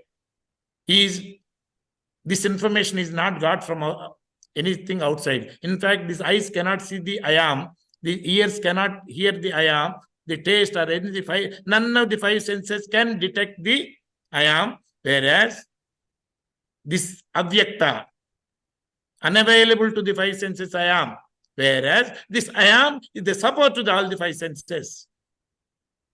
Without I am, nothing is there. Without five senses, I am there. So, I am is the eternal. I am is unbounded. That is, what is unbounded, what is eternal is called Brahman. So, one more thing I want to remind, only one word. Now, whoever is following keenly with your intelligence, with your experience, you are able to understand what all I am telling. Correct? Yeah, Correct? yes. That means now the intelligence to know that I am eternal, I am unbounded. Of course, there may be some doubts, but that is coming from you. Correct? Yes, yes. So, I am is not only eternal, not only unbounded, I am is the source of the wisdom. Correct? Yes. So, it is the truth, it is unlimited, it is knowledge. Satyam, Gnanam, Anantam. All these three put together, when you can't want to give a single name, Satyam Brahma, Gnanam Brahma, Anantam Brahma, Satyam, Gnanam, Anantam Brahma. Actually, should not be called as Brahma, it is Parabrahma. Casually, we use some words, this thing. In place of mind also, we use Atma. In class of intellect also, we use Atma. In case of Paramatma also, I am also. I am is the Paramatma. Also, we use. We have to wisely select what means what. For example, I will tell you. Udared Atmana Atmanam na Atmanam avsadayet Atmaiva hi Atmano bandhu Atmaiva ripuratmana bandhuratma Atmanastasya yena Atmaeva Atmana jataha anatmanastu satrutve vartet Atmaiva satruvat. In two slokas, side by side slokas, there are 13 times the Atma is repeated.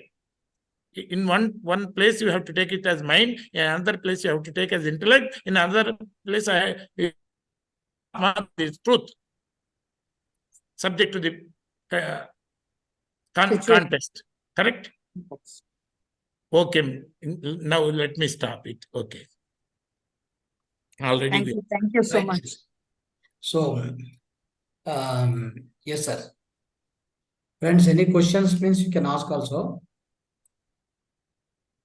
Any questions? If you have any questions, you can ask to sir. Maybe 2-3 questions we'll allow, and after that we will move to the next this one.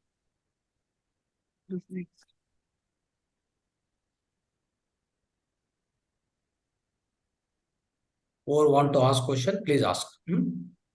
Rangaswami ji and Bangalore people are helping me one way and troubling me another way. Troubling me to make me to speak in English, which I am not familiar, and because the knowledge very, very delicate. Sarva guhyatamam, guhyat guhyataram, rahasyam, rajaguhyam. These are the words used in Bhagavadgita about this I am. Highest of the highest secrets, he says. Yes. Not in one place. So many places. But it's very nice, sir. I mean, your presentation and your so far what you have explained, everything is gone well, and it's not that it is not come properly. Everything is nice. So, friends, anybody want to ask any question, you can please ask. Sir, maybe 1-2 questions, then we'll move on. Namaste, sir. Namaste, namaste. Go ahead. Tell me. Sir, how can we give up our desire addiction? You yourself told that addiction. You are Okay. very nice. See, a drunkard, whiskey or something, Okay. who because of his addiction, he creates trouble to himself, to his family, financially, he loses respect, everything. He knows also he wanted to get rid of that addiction also, but he is not able to get rid of, because addiction itself means getting caught up very strongly. Okay. Okay, sir. But whereas our addiction, that is, if my hair is less, I am less, my property is less, I am less. So a non-changing self, we are imposing a changing condition based on, in front of one mirror, if you stand, you look very fat. In front of other mirror, if you stand, you look very thin. Like that. In fact, you are not changing. So I am is not changing, but we are addicted to wrong way of thinking, and we do not even know that we are addicted also. Now this class helps us to enter into know the fact that we are doing thinking wrong, and we are addicted to the wrong thinking.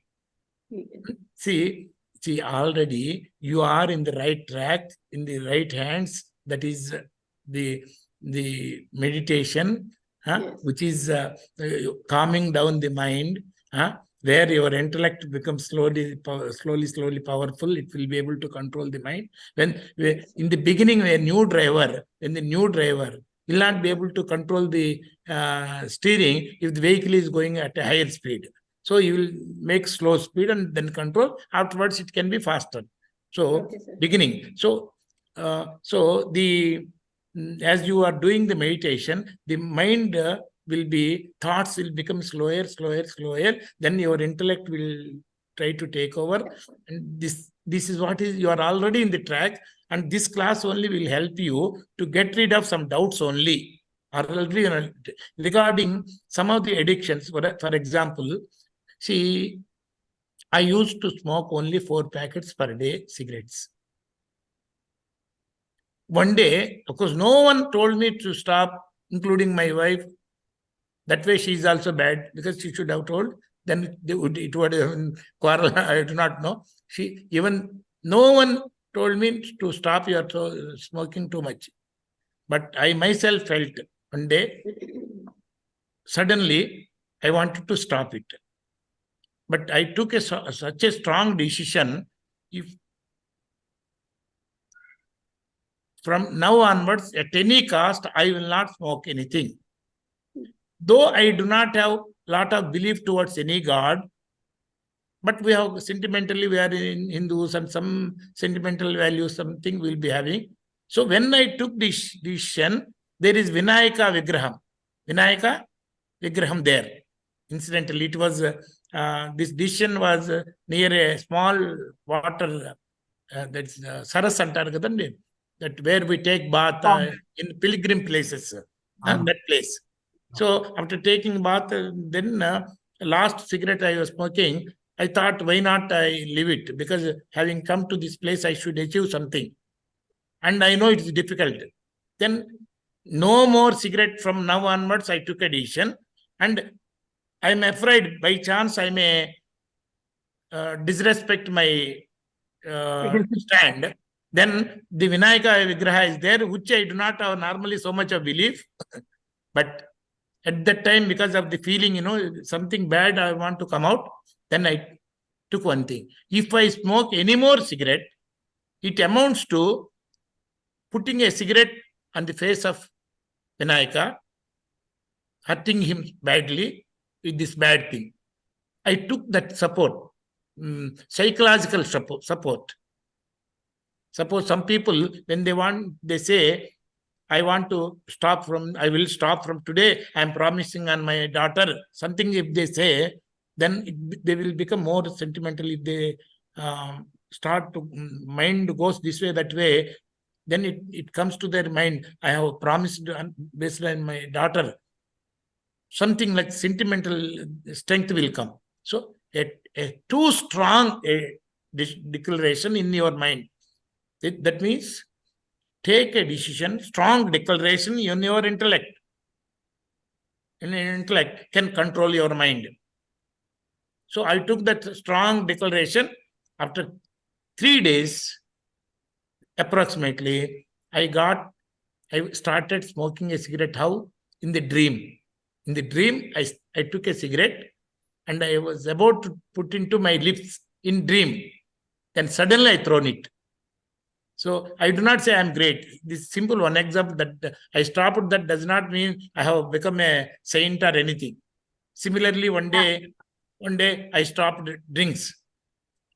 Because I stopped drinks, I do not have the way of passing time. Then I took the Bhagavadgita and started by hearting Bhagavadgita. Not that Bhagavadgita, after doing this thing, I stopped drinking. After stopping drinking, I do not have way of passing time. Then I took the Bhagavadgita, put in my pocket, daily 5 slokas, just like that. So, Claps for you. very strong declaration in your mind. What is taken with wisdom, a wise declaration, in the strong declaration in the intellect, will be able to control your mind easily. That's what I can say.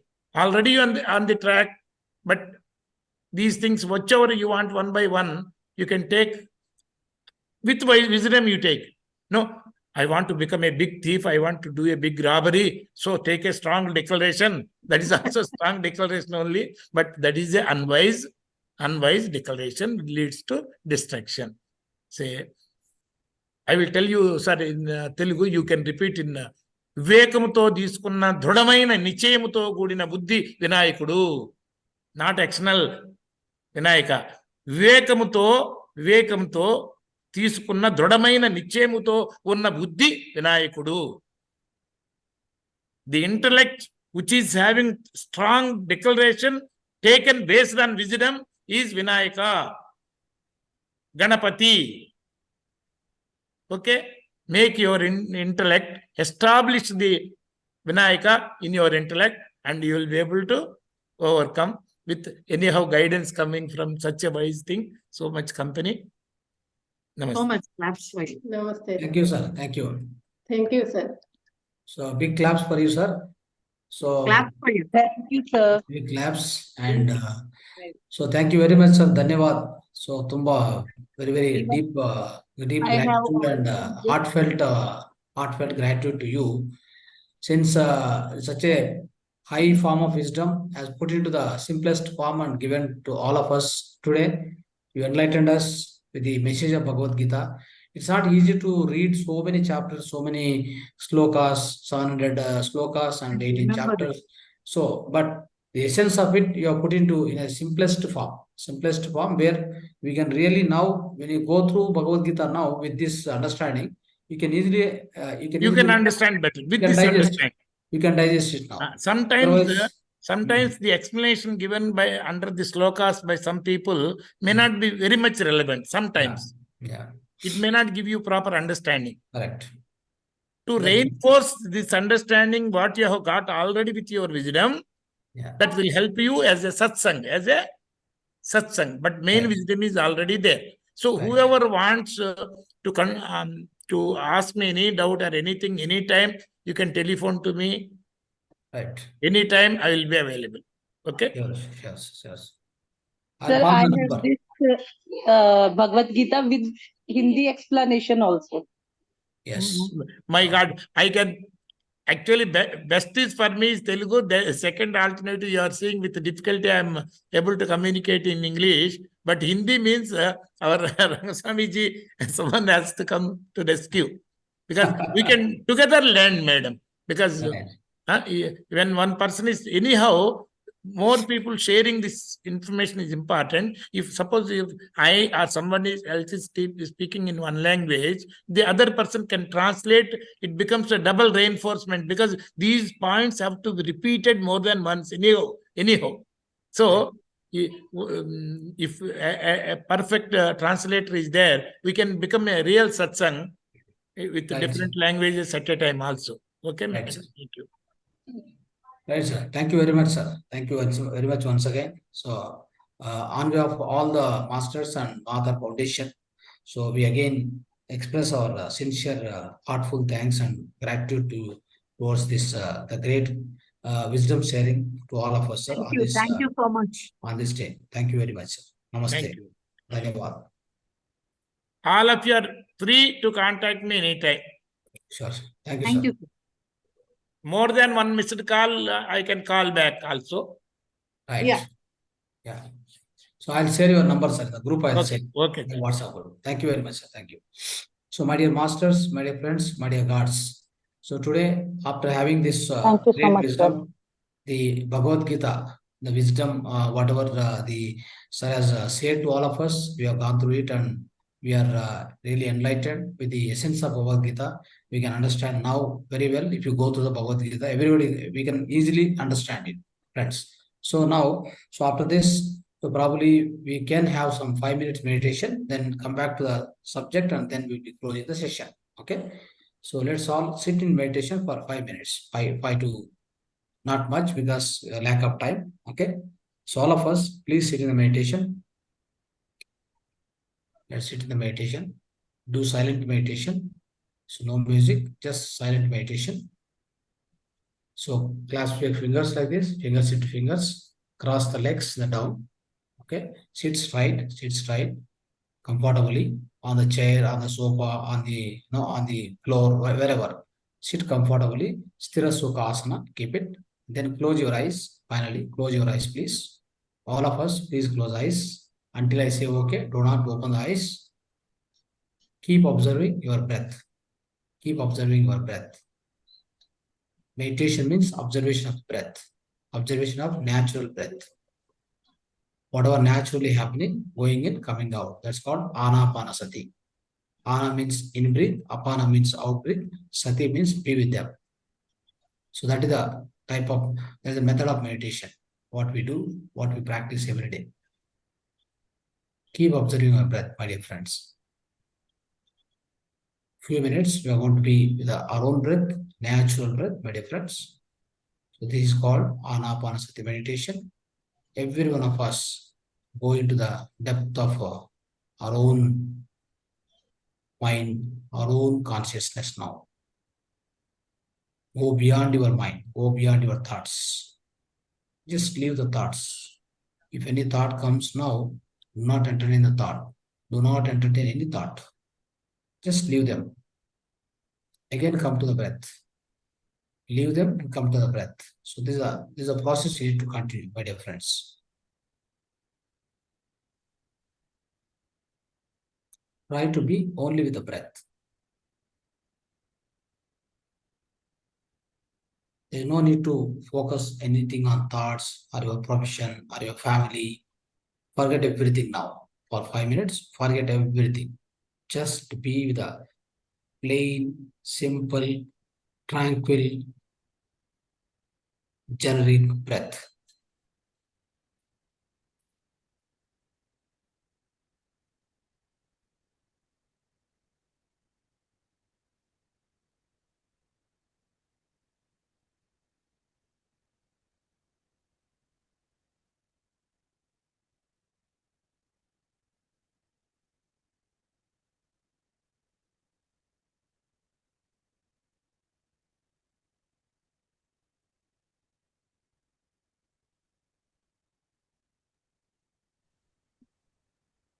We are entering into the depth of meditation, my dear friends.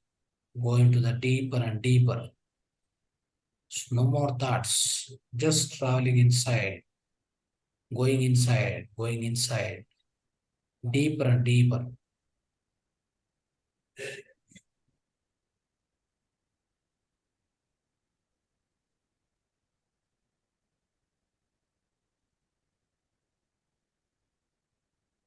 Meditation is an inner journey.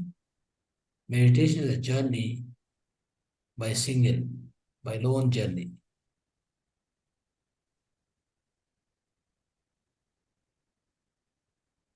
It's a beautiful journey of traveling inside, your own inside. you're traveling. The first time you're traveling inside, my dear friends.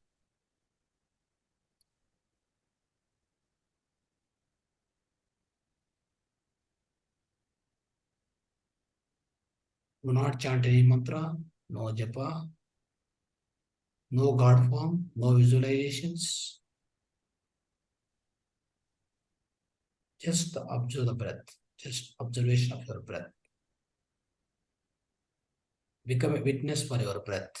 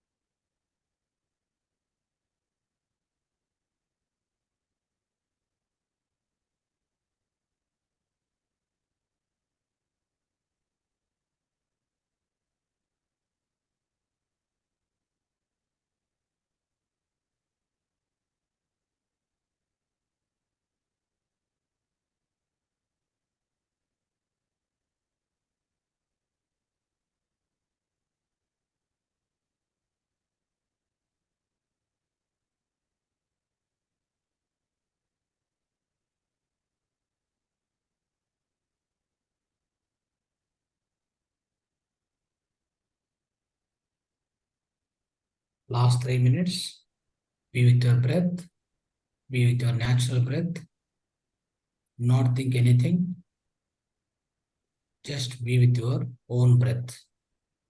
Observe your breath.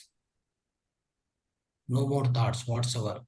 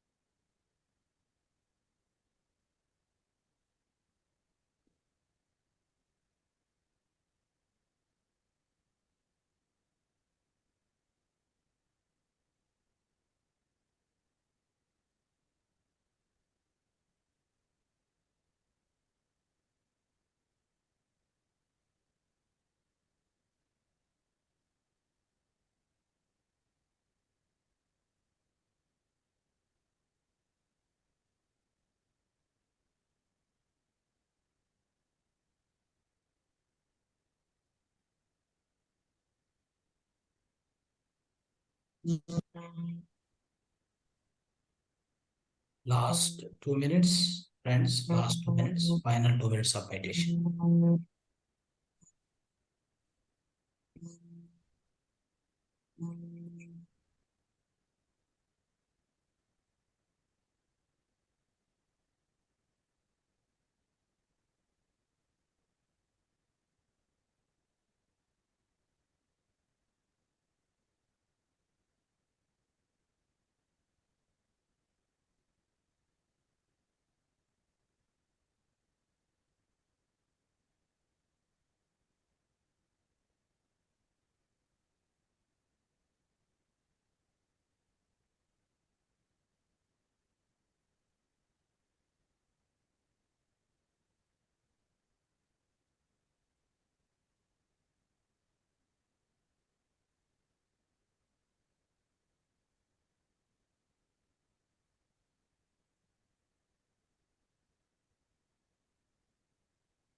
Last 1 minute, final 1 minute.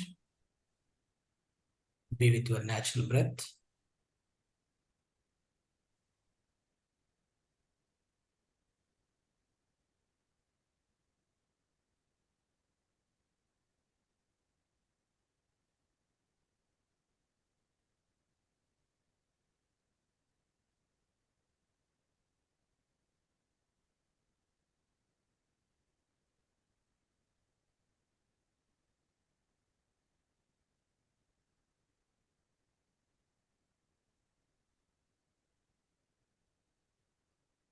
Last 30 seconds, friends. Final 30 seconds.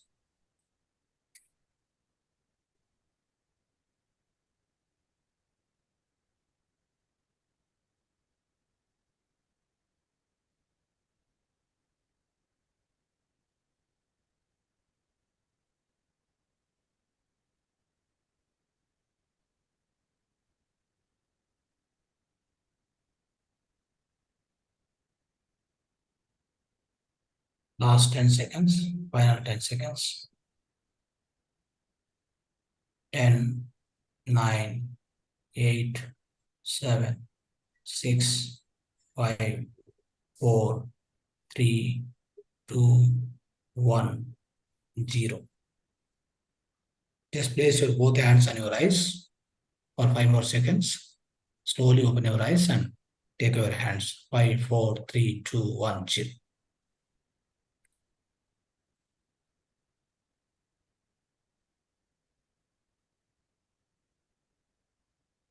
So friends, all of you, please come back. Come to the body awareness. So my dear friends, my dear gods, my dear masters, today the part of holistic lifestyle, let's learn about the fasting and its benefits, intermittent fasting especially. We'll focus to understand intermittent fasting, how it's going to help us on all the aspects, even for our spiritual growth, our physical health and mental health, for everything, my dear friends. So this is very, very wide, like widely known practice and sacred practice in India. For last centuries, since centuries, we have been going through this, my dear friends. So the fasting is also called detoxification for the body, and it's also called langanam. Langanam means there's a word for fasting. Okay, so langanam parama aushadam. Fasting is the best medicine in this world, my dear friends. For anything, for that matter, you want to achieve the good health and mentally, physically, and you want to achieve the fitness, and you want to anybody who was already ill health, so you want to come back to the original health, and you want to come out of any disease. This fasting helps a lot. The detoxification, it is actually detoxification of the body, physical body, my dear friends. And also it is a detoxification more or less, some extent to the mind also. Okay. Now, so what is that exactly we need to do? Friends, always, if you have a good lifestyle, so yeah, if you are following a good lifestyle, that means a good lifestyle and a good food style. If you are following the food style and good lifestyle, both are holistic in nature, and then along with the fasting, if you are doing, your health will be always taken care. Please note this point. So next thing is, what is that, when we are in the fasting means what? This fasting especially, physical fasting I'm trying to tell. The mental fasting is always that as good as meditation. Whatever we are doing, the mental fasting, it's called meditation. Okay, that anyway, we know we are doing it. Now, today we are discussing about physical fasting, my dear friends. In the physical fasting, what are the various things we can use? Example, so physical fasting means what? You are not going to give any physical food to your body. That means it is a number of hours, it may be a day, it might be a number of days, all depends upon your decision, right? You want to take break from your daily routine of food, maybe 2 hours or 5 hours or 1 day or 2 days or a 1 week time. And That all 1 week, depends upon, yeah. Yes. 1 week fast it is given. What is that 1 week fast? No, that I will explain. Everything is there. So I'll Okay. come to the point. You will understand everything. Okay, don't worry. Okay. So what will happen is, friends, you can follow the fasting. That's all depends upon your willpower. Let's say you have taken a decision in order to purify your. You have a lot. I mean, you have got piled up with a lot of wastage inside the body. You feel that you have to clean more and more, right? Your debris is more. Obviously, you have to make a fasting for more time. It's not like hours, 1 day or 2 days. Maybe you can be in the fasting for 1 week also. Many people are there 1 week, 10 days also they can fast. Okay, up to 10 days also you can easily fast, and of course you can have a like so-called liquids instead of solid food. Take a liquids. That's all. So now this 1 week fasting can also be done. That's what we indicated here with the help of what? Buttermilk you can take, only plain water. Sometime so in a day, 1 day plain water sometime, and then you take buttermilk, and then you take water with the honey, and also sugarcane milk. Okay, so these are the various possibilities we are showing it you. So fruit juices, you have fruit juices. So with any of these liquid items, you can fast even for complete 1 week also. That's what we are trying to tell you. So also you need to little focus, a little careful, be careful while having a continuous fast of 1 week, and in that duration you have to be careful about. One thing is your aging. Second thing is how much what is the kind of hunger you are maintaining. For example, hunger should not be very very hardly, you should not suppress. The hunger should not be suppressed so hardly. Okay, so that point of time, whenever there is a hunger, still you decided that I want to fast, then hunger should not be suppressed so badly, so hastily. What you need to do that time, you give buttermilk or you give some fruit juices, so that hunger should not be suppressed too hastily. That's more important. The reason is hunger will come to the physical body whenever the acids are produced. See, whenever the acids are produced in the stomach, the inside line, so with the help of liver, the digestion juices comes out. So then that point of time, if you don't feed anything, what will happen? So it will burn inside. So that's where acidity will form. So that is the reason what we need to do. Be aware of it and be cautious while taking this decision of 1 week complete fasting. But you should be so closely observing. So if at all anything required, What about diabetic? try to do that. Okay. So What about diabetic? Diabetes also you can monitor yourself. So basically you go through this whatever the items you have shown here. With this you can start. Maybe you start with 3 hours fasting, 4 hours fasting, like that. Slowly increase. Suddenly you cannot decide for 1 week fasting or 2 days fasting. For diabetes especially, because you are already having the up and down of this glucose levels and the sugar levels within your body. So just keep monitoring. At the same time, go by 2 hours, 3 hours. For example, diabetes patient, what doctor could have advised you, take little and different timings. Okay, but in fact, when you are doing in that kind of a diet style you are going through, right? So make a break of 3 hours, 4 hours in a day. So that way, so that what happens, you are just fine-tuning your body and mind with respect to this the so-called fasting. So that's how you can try to achieve, my dear friends. So these are the items need to be consumed while you are in the fasting. Okay, try to understand. So now, my dear friends, this fasting especially, it is in force. It is in our own culture, part of our culture. So like Ekadasi fasting, this is kept by our rishis, especially in order to give the break for our digestion system as well as all other organs who are participating in the so-called excretion and digestion. So for that reason only, this particular Ekadasi fasting is kept.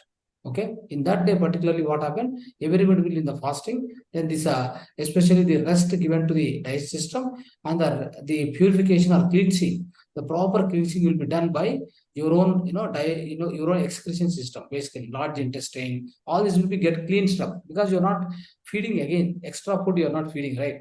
That particular day you're not feeding any solid food, you're only giving liquid food. When the liquid feed more and more comes into physical body, what happened?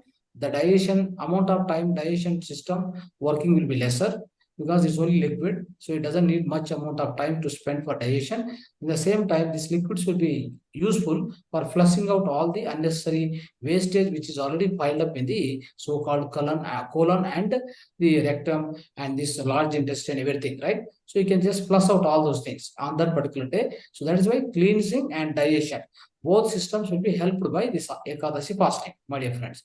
So this you can follow. Already some people will be following, some of you will be following, but most of us who have forgotten our so-called the whatever our prachina, that means our ancestors were following. So try to follow it from now, at least from this session today. Once you come to know the advantages and all the methods, right? So please start following again from today.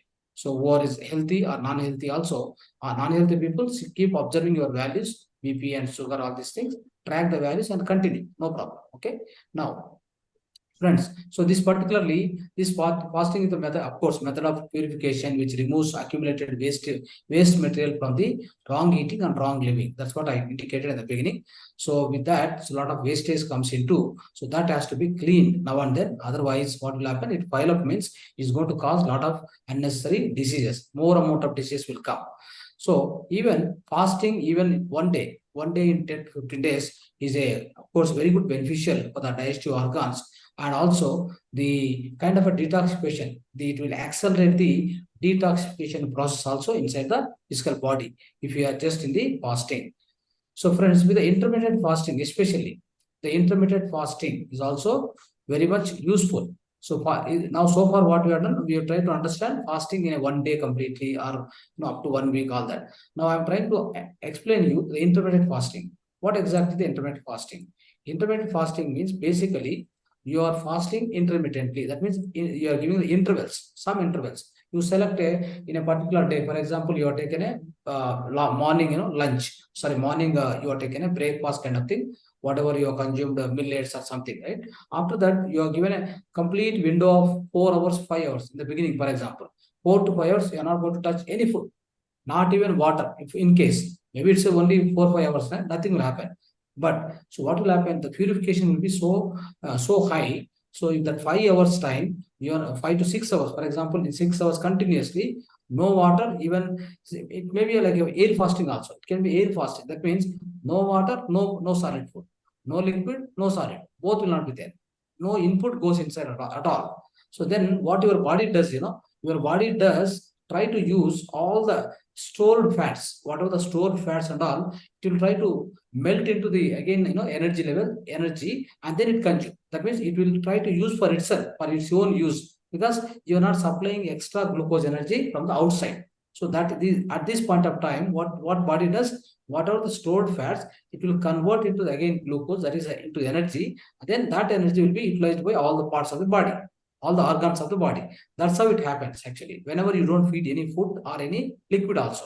Okay, that is why this intermittent fasting works in a very really miraculous way, and it has got wonderful results also. Many people have already experienced, my dear friends. So another thing I would like to tell you here. So the fasting, especially in 2016, one of the scientists, what he has done, he has done a lot of research on the fasting. Of course, fasting is in the force from centuries in our India. So because of our rishis and culture, our own Indian culture, Hindu culture especially. So recently in 2016, one of the scientists, for his research and findings of so-called fasting and benefits, and he has coined a different term for this. That's called autophagy. Auto means automatically, phagy means eating its own cells, eating its own cells, dead cells or whatever. So that's called autophagy. This is a method which has been researched and findings, all these things submitted, and it's submitted to the committee, Nobel Prize committee. The Nobel Prize the committee has selected and presented the Nobel Prize for him, but just for inventing or publishing this kind of findings regarding only fasting and benefits, my dear friends. Now you understand. So that means that is the importance of fasting. Now the whole world is understanding what is the importance of fasting. So what he proposed is that scientist also, whenever you go in the fasting time, all your dead cells, all your cancerous cells and dead cells will be eaten by your own body. If somebody is prone to the cancer also, in future days is going to get the cancer also, that will be avoided, because the body itself is going to eat up the cancerous cells, whatever is there in your physical body already existing, it will eat up. Okay, so that is the benefit of this fasting, my dear friends. Okay, now so intermittent fasting, how do you do the intermittent fasting? That's what I told. In a one particular day, choose the number of hours. Otherwise, what will happen? So what other method of doing it is, basically you take only one meal. For example, 2 days, continuous 2 days, take only one meal in the morning, right? Night time, maybe having some salad or juices, and then leave it up. You are not going to eat anything in between. In between the entire day also, maybe you can have some liquids, not a problem. But morning only one meal. Okay, this is one type of intermittent fasting. Other type of intermittent fasting is, so just in particular one day, select number of hours. That number of hours, you are not going to touch any food, any liquid. That's also fine. I mean, you need to observe yourself, of course. You have to observe yourself. What is your energy level? How it is going on? Are you fine? And because of course you are doing meditation, all these things, so energy will be there with you. So that point of time, even this fasting, especially friends, the fasting is trying to intensify your own willpower also. Let me tell you, the willpower of you will be totally intensified with the help of fasting. That is the major benefit of fasting. So one's own willpower will be much intensified. That is why this fasting is very essential. So other thing is, my dear friends, so this is the way. So then one particular day, 2 days continuously, or one day, one particular day, one meals and no other meals, night time only liquids, like this. So the other way is, so let me tell you the other way also.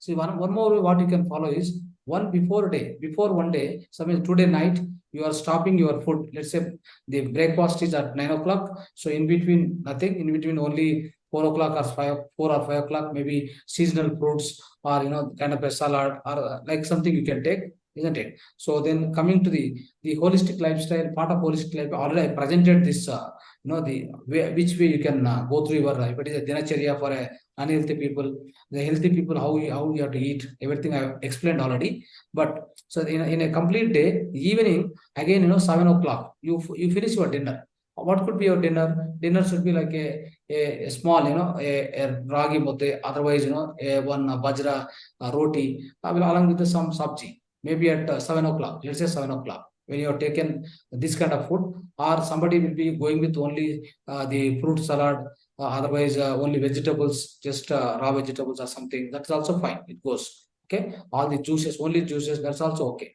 7 o'clock when you stop, okay, and when you are going for the the bed, that means you are going to the sleep, then that point of time you have one glass of water. So maybe light lukewarm water is also okay. So once you finish that, the entire the night you are not going to drink anything. The next day, I'm telling you, from 7 o'clock, from 7 o'clock today, next day morning up to 7 o'clock. That means maybe in the morning when you wake up 5 o'clock, 5:30, whatever, you can have some 1 or 2 glasses of water for the excretion system to work properly. So after that, what happens? Up to 7, 9, 10 o'clock, up to 10 o'clock, we are not going to drink anything. You're not going to drink anything. You'll be just, the more or less like a air fasting. It is complete air fasting, right from 5:30 to 10 o'clock, 11 o'clock, if possible, 11 o'clock. Totally what happens? 7 to 7. You are not, 7 to 7, you are not eating anything. That is 12 hours. After that, another 3-4 hours, right? So another 4 hours maybe. So if you try to do like total, what will happen? 12 to 14 hours fasting will come. This is called intermittent fasting. So this way also you can easily maintain. So energy levels will be same. There will not be any difference at all, I'm telling you. So at 10 o'clock, 10:30, what you can do, make some green juice. Green juice out of the curry leaf or coriander, otherwise some spinaches, any spinach. So you take it and then make a green juice and then drink. So that morning after 10 o'clock, once you break this, so-called the fasting, so the intermittent fasting, then you can have juice, and then the juice will be going to give you all required minerals and whatever the vitamins you require, and then it's going to break the fasting, whatever the fasting. Then you can continue. After that, again, afternoon, some kind of a food you can take. So then, and evening time, if at all you want to take in the afternoon, you take it. If at all energy is good and all everything, night only direct you can take. So like this, if you do, so what will happen? You are going to be cleansed completely. So this intermittent fasting is now and then, so many people do this actually. So in fact, many people who are having overweight, like, obesity, they must try to accomplish this kind of intermittent fasting.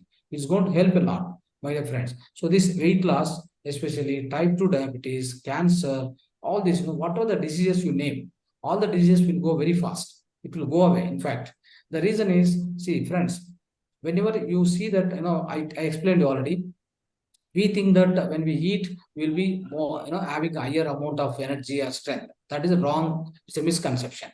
See, whatever you eat, it has to digest, right? So it want to digest means what happens? Your physical body will use its own energy for digestion again. If you are feeding more and more, what will happen? Your physical body is going to use its own energy to digest that. It's not easy. So it's not that we get a lot of energy from whatever we eat. So let me tell you, up to 25 years, you have, up to 25 years, whatever nutritious food you take, with the help of that, your body will be built. Once your body built up is stopped, at the age of 25 or 27, by the time it stops. So from then, whatever you eat is going to only maintain the body. Nothing is going to grow. So whatever so-called muscles and bones and brain, everything that stops by the time. So there is no more growth after that, my dear friends. You can't find any more growth. That's the growth point will be stop at 25, 27. Now, what will be there after 25, 27 or 25? Whatever you eat, it goes for a maintenance of the body. Just maintenance. That means make sure that we have got enough amount of energy to work and to go to office and to do our household work and maybe to walk, everything. For all these things, you need energy, right? So you want to read and you want to practice meditation or you want to do pranayama. For everything, you need energy. When you need that energy means that physical energy will support you. But to the extent required only you should eat. Not like nowadays, what happened? They forgot this principle. What they do, they go and eat complete stomach full. They eat like, non-vegetarian food, like unhygienic food and unscientifically they are eating. That's the biggest problem. That is why all these diseases, so-called modern diseases, how many diseases are coming? Only the reason behind all these diseases is they like, non-scientific eating, non-hygienic food, basically. All the so-called junk food and fast food. So this kind of things they are doing it. That's why they are entering into many diseases, my dear friends. So we have to be careful. We have to be so aware of this. Now, other thing is, so friends, what you can do. So next thing is, other thing is intermittent fasting is a new mantra for weight loss, disease prevention, and age reversal. See, the aging reverse will also happen. If you are going with this kind of intermittent fasting, age reversal also will happen, and disease prevention. All the diseases will be prevented nicely because of this, so-called fasting. So because whenever you are fasting, that's what I told you, whatever extra so-called cholesterol, extra fats which are existing in the body will be burnt. So they'll be burnt and they'll be utilized. When they are utilized, what will happen? Then that means the total wastage will be removed. Is it like, so you are cleaning your house now and then, right? So complete cleansing, deep cleansing you are going to do, right? For your house, your own house. Similarly, the fasting is nothing but a cleansing of your own physical body. Now and then. Need not be, every day you can't fast again. Every day you can't fast because you also need some physical energy for the organs to work. All your cell required all the physical energy. They all require the energy, no doubt. But at the same time, every day you don't need to do the fasting, but definitely once in a week, depends upon your own energy levels, you can plan it. So as usual, what I do is most of the times 2 days once, morning I eat means evening only I try to eat. In between, no food, nothing. So that's it. That's how what happened. I'll be able to maintain my health properly. I will not need any kind of a support from any outside doctors, outside medicines. We don't need all that. The reason is you have your own energy levels because of meditation, because of so many other things we do, right? From everywhere we receive the energy. Even when we have a positive thinking, we get energy. Whenever we are entering into deep meditation, we receive a lot of cosmic energy, as we are discussing so far in so many classes we have been discussing, right? So like that, friends, what will happen? Ultimately, your energy supports you in order to survive. Not the only physical food is going to support you. Physical food is required in order to supply the enough amount of vitamins and nutrients to your cells. Okay, not that everything will be given by food. So it is not that way. Your water, your air, whatever the air you breathe, right? Oxygen it comes, and whatever the water you drink. So it's all essential. And along with that, prana shakti. So pranic force, pranic energy, that's also very much required, which is supplied by the energy body, isn't it? So like that, so the food is also having, so at least some extent of role, not to the all the extent or greater extent. That's what you need to remember. Okay. And other thing is, so another mantra is eat when you are hungry. This is the mantra on Earth planet. You can follow this. So what will happen, friends? Up to 25 years, 27 years, so three times food or 2 times food, all that they can do because they need more and more nutrients because that physical body is getting under construction. As the physical body is under construction, you can do that. But after 25, 27, your physical body construction is stopped. No more growth. Then at that point of time, You don't need all the time, 2 times, 3 times food. That is all not required. It's not essential. Then what you have to do? You have to eat when you are hungry. That is a good mantra, in fact. At the same time, friends, so even nowadays, the modern community, modern children, who are growing also, they are eating all the junk foods. They are going to the pizza, like they are going to eat pizza, burgers from the, so-called modern outlets. So they are eating it. But what is there in that food? That food is having the highest amount of sugar content. At the same time, maida component, right? Maida is also not good for the health because it doesn't have any fiber component. It's going to make sure that they are getting into the so-called constipation problem may come, digestion will not be proper. All these issues, so many side effects are there because of the modern food, whatever. So unscientifically, unknowingly they are eating, isn't it? So that is why. So these are the things everyone has to come out. Even our children, our own children, we have to teach all these things so that they'll be careful. Otherwise, once they get into this unhygienic food, friends, the fast food, junk food, what happens, so they obviously, slowly, their sugar levels, the glucose levels will jump up in the blood. Then slowly they get into so-called type 1 diabetes. They become a type 2 diabetes, type 1 diabetes. All this, it will happen. Many of the under 25 also, many of the people are suffering already. Right? Not only adults, even the child is suffering. The children, the age of 18 and up to 25 also, they are suffering because of unknowingly they are doing all these things. This food they are eating. So we have to teach everybody. At least that kind of people who are suffering, they should also undergo this kind of intermittent fasting, so that the glucose which is converted into the fats, all these things which is already existing in the physical body. So to burn all that existing fats, you can fast it. You can do the fasting, definitely. It's going to help you a lot. Okay. Now, other way is, friends, whenever you eat to the 50% of your stomach, another 25% for water, another 25% for so-called empty. No more filling up. Filling up of the stomach also not to be 100%. Only 50% food, 25% for water, another 25%, no, nothing, it is empty. So that's the way you have to eat. So you have to maintain this. Okay. And at the same time, friends, whenever you are eating, so eating, you must not stand and eat at the same time. So whatever you are eating, also you should not be talking and eating. Eating should be very simple, and you should eat. You should sit at one place quietly, calmly. Annam parabrahma. Annam parabrahma. That means you should eat with a great interest and complete awareness on the food. That's called eating meditation. Meditation is also eating. Eating should be converted as a meditation. That way you have to eat. And while quarreling with somebody, this also should not do. While quarreling with somebody, or by standing and eating, right? All these should not do. These are all unhygienic practices. Sit at one place calmly, like as if you are doing meditation. How you be sitting in meditation so interestingly and so calmly, right? That is how you have to eat your food. At the same time, chew the food more and more. 32 times. Every food you take, you chew at least 32 times, because 32 teeth is there within our mouth. 32 times. That's the purpose of giving 32 teeth. So you have to chew more and more time, so that what happens, whatever saliva will be mixed with the food what you take.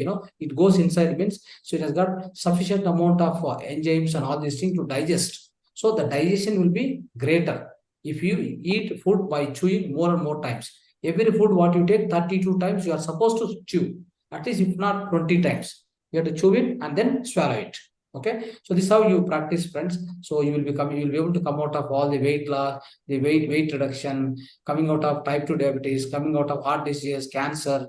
It also helps to live longer time, and you also be refreshed and rejuvenated, like age reversal. There are many benefits. So let's see some of the benefits also you can see here. See, the spiritual purification, self-discipline happen, gratitude and compassion, physical health and well-being, weight loss, improved metabolism, so better blood sugar level, blood sugar control, right? The boosted immune system will be boosted very much, and improved sleep, my dear friends, improved sleep, lowers the blood pressure. All this, the greater advantages are because of the fasting. Okay, so try to follow it. Now, friends, so welcome to the mudras, whatever the home remedies. Today, part of home remedies, let's see the 6 mudras for the disease-free life. 6 mudras for disease-free life. Especially as I indicated in the beginning itself, all the mudras are going to balance out all your nature 5 element within your physical body. Most of the time we get the diseased physical body because of the improper, that is imbalance of the nature 5 elements. So vata, pitta, kapha, these dosha will be entered into our physical body. So because of the vata, pitta, kapha, we get a lot of diseases, my dear friends. So we get a lot of diseases. In order to purify, in order to come out of these diseases again, all the nature 5 elements has to be balanced. So these nature 5 elements will be balanced with the hasta mudras. Whatever we do daily, we are knowing one or other mudra. So these mudras we are going to, what they do, they balance out vata, pitta, kapha. They balance out all the nature 5 elements. They restore the entire health back. That is why we come out of several diseases because of these mudras. Okay. So now today we'll be trying to understand and understand practice, and then we can make use of these mudras daily practice in your regular life. So what are those mudras? 6 mudras we are going to learn. Jnana mudra, Vayu mudra, Apana mudra, Prana mudra, Shanmukha mudra, Linga mudra. These are the 6 mudras we are going to learn, my dear friends. So look at the picture. So the first mudra is the Jnana mudra. This is a Jnana mudra, simple mudra. This already everyone knows, my dear friends. This is a thumb, and this is the index finger. Gently touch, and other 3 fingers straight upward, and keep on the thighs and practice. So practice in general, just for a healthy practices, you can practice 10 to 15 minutes, 20 minutes. If at all you have any particular problem, so which I am going to indicate now, which mudra is going to give what benefits. For that particular health issue you are practicing, you can practice for 30, 40, 50 minutes, depends upon your convenience. Okay. Now this is the Jnana mudra. What is Vayu mudra, friends? So Vayu mudra is this index finger is going to touch at the base of your thumb finger. Then thumb must be placed on the back of this, and then other 3 fingers will be straight. So this is the so-called Vayu mudra. Okay. Now Vayu mudra. Apana mudra. Apana mudra what? Middle 2 fingers and the gentle touching of the thumb. This is a Apana mudra. Okay. This is Apana mudra. And again, Prana mudra. We already know every day we are doing Prana mudra. Okay. Right. And Shanmukha mudra. Shanmukha mudra, what you need to do? See here, this thumb will be placed on the ear, in the ear. Okay, thumb will be placed on the ear, and then this you can remove the spectacles. Will understand. See, thumb will be placed here, and then place your index finger on the top of the eyes, and then place the middle finger at the base of the nose, and place your ring finger at below the nose, and your last finger at the after the so-called lip, on the lip. So this is the Shanmukha mudra. You have to, in a relaxed mode, you have to keep it like this mudra, and then chant Om mantra. Om.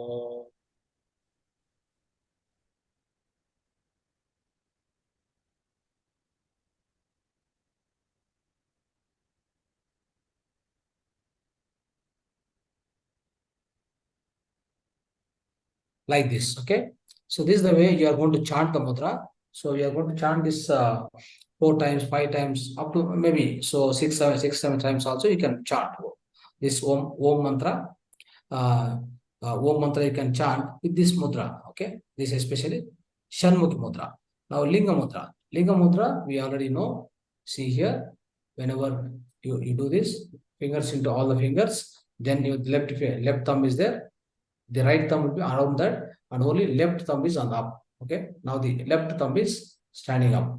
So this left thumb is standing up, and this is called Linga mudra. Okay. These 6 mudras are powerful mudras we are trying to understand today, my dear friends. Now, what are the benefits of each mudra? See here.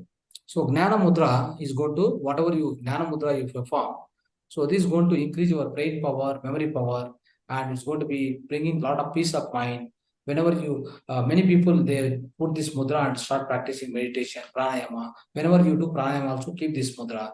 Basically, memory power, concentration, and high amount of wisdom. It causes for, high amount of wisdom, a lot of peace of mind also it brings. Vayu mudra, especially for acidity, weight loss, hair growth, Parkinson's disease, immunity improvement, arthritis, especially who are suffering from arthritis, is going to be much helpful. So who are having any kind of these diseases, if you want to use this mudra, minimum practice for 50 minutes. Okay, that is going to help you. So, and followed by every mudra, prana mudra for 10 minutes. So Apana Mudra for good digestion, healthy gums and teeth, healthy excretory system, elimination of waste and immunity, all the elimination of waste and immunity power. Okay, these are the benefits of Apana Mudra. Apana Mudra is especially, friends, for what purpose? Earlier days we have already learned. So anybody can tell Apana Mudra what is the main disease to be used? Friends who are practicing, you have been, yeah. Can someone tell in the group? Gastric trouble. Gastric. Okay. Anybody? I mean, one of the major diseases this will be used. I have taught in the many classes. Now I want to test your knowledge now, whether you are put into practice or not. It's for heart disease also. Heart disease, not much. Yeah. What is the other disease? Who can tell this? Anyone of you? For constipation. Huh? Constipation. Constipation, yes, constipation also good only. But other than that, very important disease. Piles. Huh? Piles. Piles. Piles, actually, there is one more mudra, Suchi mudra. Suchi mudra is there. Very powerful mudra for piles. Okay. For fistula, which mudra? Yeah. So because Fistula for fistula. Okay. It's, yeah. I taught this mudra for one important thing, because I've been teaching in so many classes. So that's why I'm telling you, friends, you have to take everything seriously. This knowledge is not easily available. Okay, we have to teach. Once we teach in the class, the PPT comes to you and video is there. You have to go through again, put into practice. If you don't put into practice, what is the use of? That's why you see now you are unable to answer the one of the important diseases Apana Mudra will be always used. That is diabetes. Anybody is practicing for diabetes? If at all, I mean, if anybody is suffering, otherwise no need of practicing. Anybody is suffering from diabetes, this mudra must be used. Okay, that is the highest application of Apana Mudra. Okay, done. Prana Mudra, to remove fatigue, provide vitamins, immunity, stamina, vitality, maintain the healthy eyes, make other mudras more effective. Any mudra you would make it, any mudra you practice, followed by this mudra is essential. Okay, Shanmukhi Mudra increases the focus, concentration, improves skin health, improves ear functions, increase the spiritual awareness. Okay, this is Shanmukhi Mudra. Linga Mudra, the ability to generate the heat in your body. Linga Mudra. This heat production helps your body fight many infections, common colds, mucus production, common lung disorders, bronchial cold and fever control. So this work very effectively for weight loss. This mudra along with the so-called Surya Mudra. Surya Mudra and this mudra, in combination of that, it is going to work so effectively for the weight loss, weight reduction, obesity control. Okay, so these are the benefits of all these mudras, friends. Now, part of what is so-called pyramid power, we know very well. Pyramid is a sacred geometry, which is going to bring down huge amount of cosmic energy from the cosmos into your house, wherever you put the pyramid. If you put the pyramid on the table, pyramid on the water, pyramid on the grains, pyramid on the vegetables, pyramid on the whatever it may be, wherever in your body, it's in fact in your body also. You have a knee pain, for example, on the knee, especially on the knee, wherever the pain is coming, put one pyramid, small pyramid, maybe this kind of pyramid, right? So this kind of pyramid is there. The small pyramid, these are all the small pyramids. So like the very 4-inch pyramid. Okay, this also you can keep it on a affected part, painful part, wherever in your physical body you got some pain. You just keep this and keep it quietly and be silent. Otherwise, start doing meditation. Okay, and start doing meditation and just focus on that part. Focus on that part and start doing meditation. Keep the pyramid at that part. So it's going to bring down and it supply a lot of cosmic energy to that particular part concentratingly. Then you will come out of the problem. So that's how, friends, this especially pyramids have got wide range of applications, not one or two applications. But where do I So, get the pyramid, sir? pyramids you can get from many places, but Mahavatar Foundation, I forwarded the today also in the group. I think so. We have forwarded. So the catalog of Mahavatar Foundation of all the pyramids, like more or less 15 pyramids we have made. Okay, so we can get from Mahavatar Foundation. If you are in the out of station, means probably what we need to do, we'll suggest who are going to give you in that location. I'm from Hyderabad. Hyderabad will try to give some numbers. Okay, Okay. you will get, no problem. Okay. Right. So friends, this pyramid energy, cosmic energy, we must use in, day out, all the time. We should not forget it. The reason being, any other thing other than the pyramid energy, if you are going with any other solution, those solutions will cost you more, as well it may give some side effects. As we know, allopathy system, English medicine is already started giving many side effects. That is why many people are vexed with that.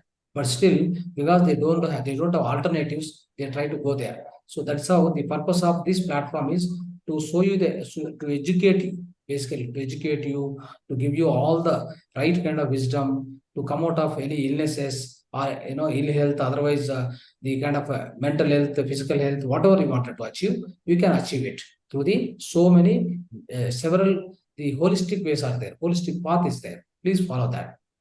Now, benefits of this pyramids, I try to explain two things here. One is spiritual farming. Friends, when we use this pyramid in the farming, we already made very beautiful pyramids only for farming purposes. That also you can see, you can find in the catalog. That is 5 feet by 5 feet, 6 feet by 6 feet, like that we made. These pyramids are given especially for farmers. We already supply to the farmers nearby Bangalore. So then what they do, they keep 10 pyramids in the different places in 1 acre land. 10 pyramids they are going to place. Then they receive the cosmic energy, right? That cosmic energy will be supplied to the soil as well. All the creatures which are inside, inside the ground and around inside the farming also, inside the farm also, a lot of creatures will be there. They also get the energy, and also all the plants are going to receive the cosmic energy. So try to understand this energy is so essential for every object in this universe. Every particle receive this cosmic energy. Every smallest particle in this universe needs the cosmic energy. Without cosmic energy, nothing is going to survive. So with this cosmic energy, what happens? We observed great changes in the farming itself. No, all these plants, they won't get any weeds, they won't get any kind of a so-called insecticides, and we don't need to use for a so-called the chemical pesticides and the chemical fertilizers. All this requirement is not there, because with the help of cosmic energy, the plant is growing so nicely. And another thing is, our meditators who are going to farm, right? With the help of these pyramids, what they do, they sit in the pyramid and they start doing meditation. And the vibration, the positive vibration, what they are sending to the entire farm, the farming is coming so nicely without the help of pesticides and chemical fertilizers, my dear friends. This is what I'm trying to highlight here. That's a very important point. We already observed so much we observed already in the current farming. Some of the farmers of our own society has promoted, and some of the farmers have started doing it already. So they do meditation under the pyramid. The pyramid itself is taking a lot of cosmic energy. But also what you do, so you can play some music also. Some music also you can play around the so-called, inside the farm also. With the music also, what happened, let me tell you, Sir Jagadish Bose is a great scientist of India. He did a lot of experiment with the plants. What they experimented, he found that, he proved that there's a consciousness within the plants also. Of course, as spirituality already know this fact.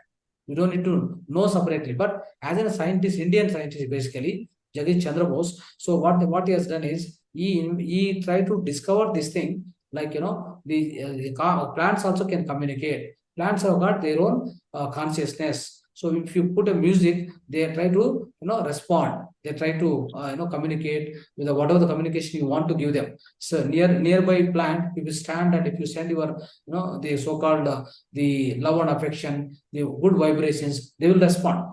So if one plant is there, for example, you take 2 plants, just keep in the your own corridor, whatever, outside garden. One plant, every day you go and tell her, I love her, I like you, and I love her, I pray you. So all that, nice energy you give. Keep on giving nice energy. That grow very faster. Other plant, you are not going to give anything in front of the other plant. What happened? So you try to go on scold it, something, use some negative words, right? Negative words you started using, then that plant will not grow. That plant will not grow. You can observe this. Do this experiment by yourself. You can easily find out this kind of a. That means what? The plants have also got consciousness. They will try to communicate to you. Definitely they are going to communicate, my dear friends. So please be aware of this. This spiritual farming. That's why spiritual farming is with the help of music, with the help of pyramid, with the help of pyramid energy, with the help of meditation. What we practice, send good vibrations to all the plants, which are growing in the farm, like that. So if you do all these things put together, and if at all required, use the like a so-called the desi cow dung. Use it for the farming purpose. That's also very good.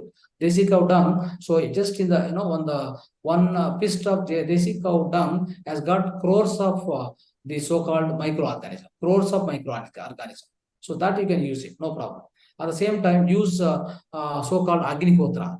Agnihotra is going to be one of the topic. The last day it comes, I will try to teach you how to practice Agnihotra.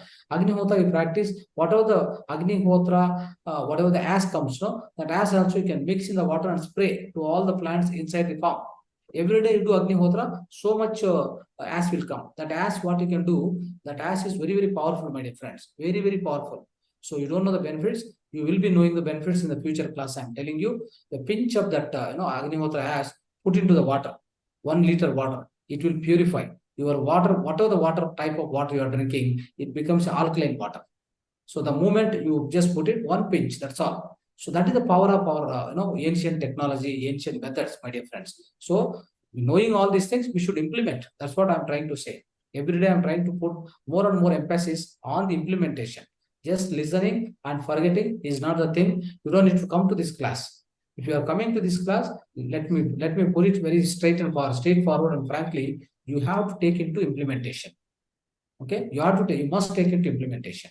Right, spiritual farming, that is the spiritual farming, friends. So we'll be knowing more about the spiritual farming in the later days. The second benefit is relieves the headache. It relieves the headache. That means whatever the headache we take an headache like even for headache also I have given many acupressure points. I have given mudras also.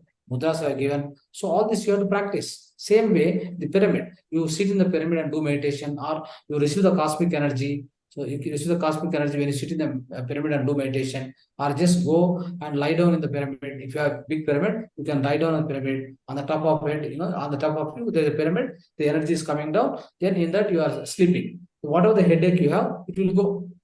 If you just meditate for 5-10 minutes under the pyramid, any headache it will go. So that is the that's the power of pyramid. So that's how we need to utilize day in, day out. You have to utilize this pyramid power everywhere. That is why I'm trying to stress every day with 1 or 2 benefits I'm trying to give you, because you have to understand this. Without you understand, you can't put into practice. So that's the benefit. These are the 2 benefits of pyramid, my dear friends. Okay. So thank you, friends, for listening patiently. And today, wonderful satsang, wonderful meditation, and holistic lifestyle, and mudra. So all the mudras also we discussed. Thank you very much from Mahavatar Foundation for all of you who participated in the session. Any questions you can ask. Sir, in Yes. this 6 mudra can practice in pregnancy time? Pregnancy time. Pregnancy time, let me tell you, Yoni mudra you practice. Yoni mudra. Okay. Okay. It's going to help you. Yoni mudra. But up to 8 months, you can practice that mudra. Okay. And Okay. Anuloma Viloma. Anuloma Yes. Viloma, that is Yes. the pranayama. And Yes. Yoni mudra, you can practice up to 8 months. But Yes. 8 months, you stop that. 9th month beginning onwards, start Apana mudra. Okay, sir. So if you start practicing Apana mudra, 9th month beginning onwards, by the end of 9th month, you will get the easily delivery, normal delivery. Okay, okay, sir. Thank you. Yes. So whatever you learned, please put into practice. It is my request. Otherwise, there is no use of taking this much knowledge. Yes. So any more questions you can ask, please. So today it has become so late because Bhagavad Gita itself has taken about more than 1.5 hours. It's a very, very So wonderful wisdom. So try to review that. So whatever the video, try to review it and try to follow that again and again. And so it will be available in the form of video only. It is not available in the part of this PPT. Please go through the video again and again. It will be uploaded tomorrow. Okay, right. Yes, friends. Any questions you ask? Otherwise, we'll be closing the session for today.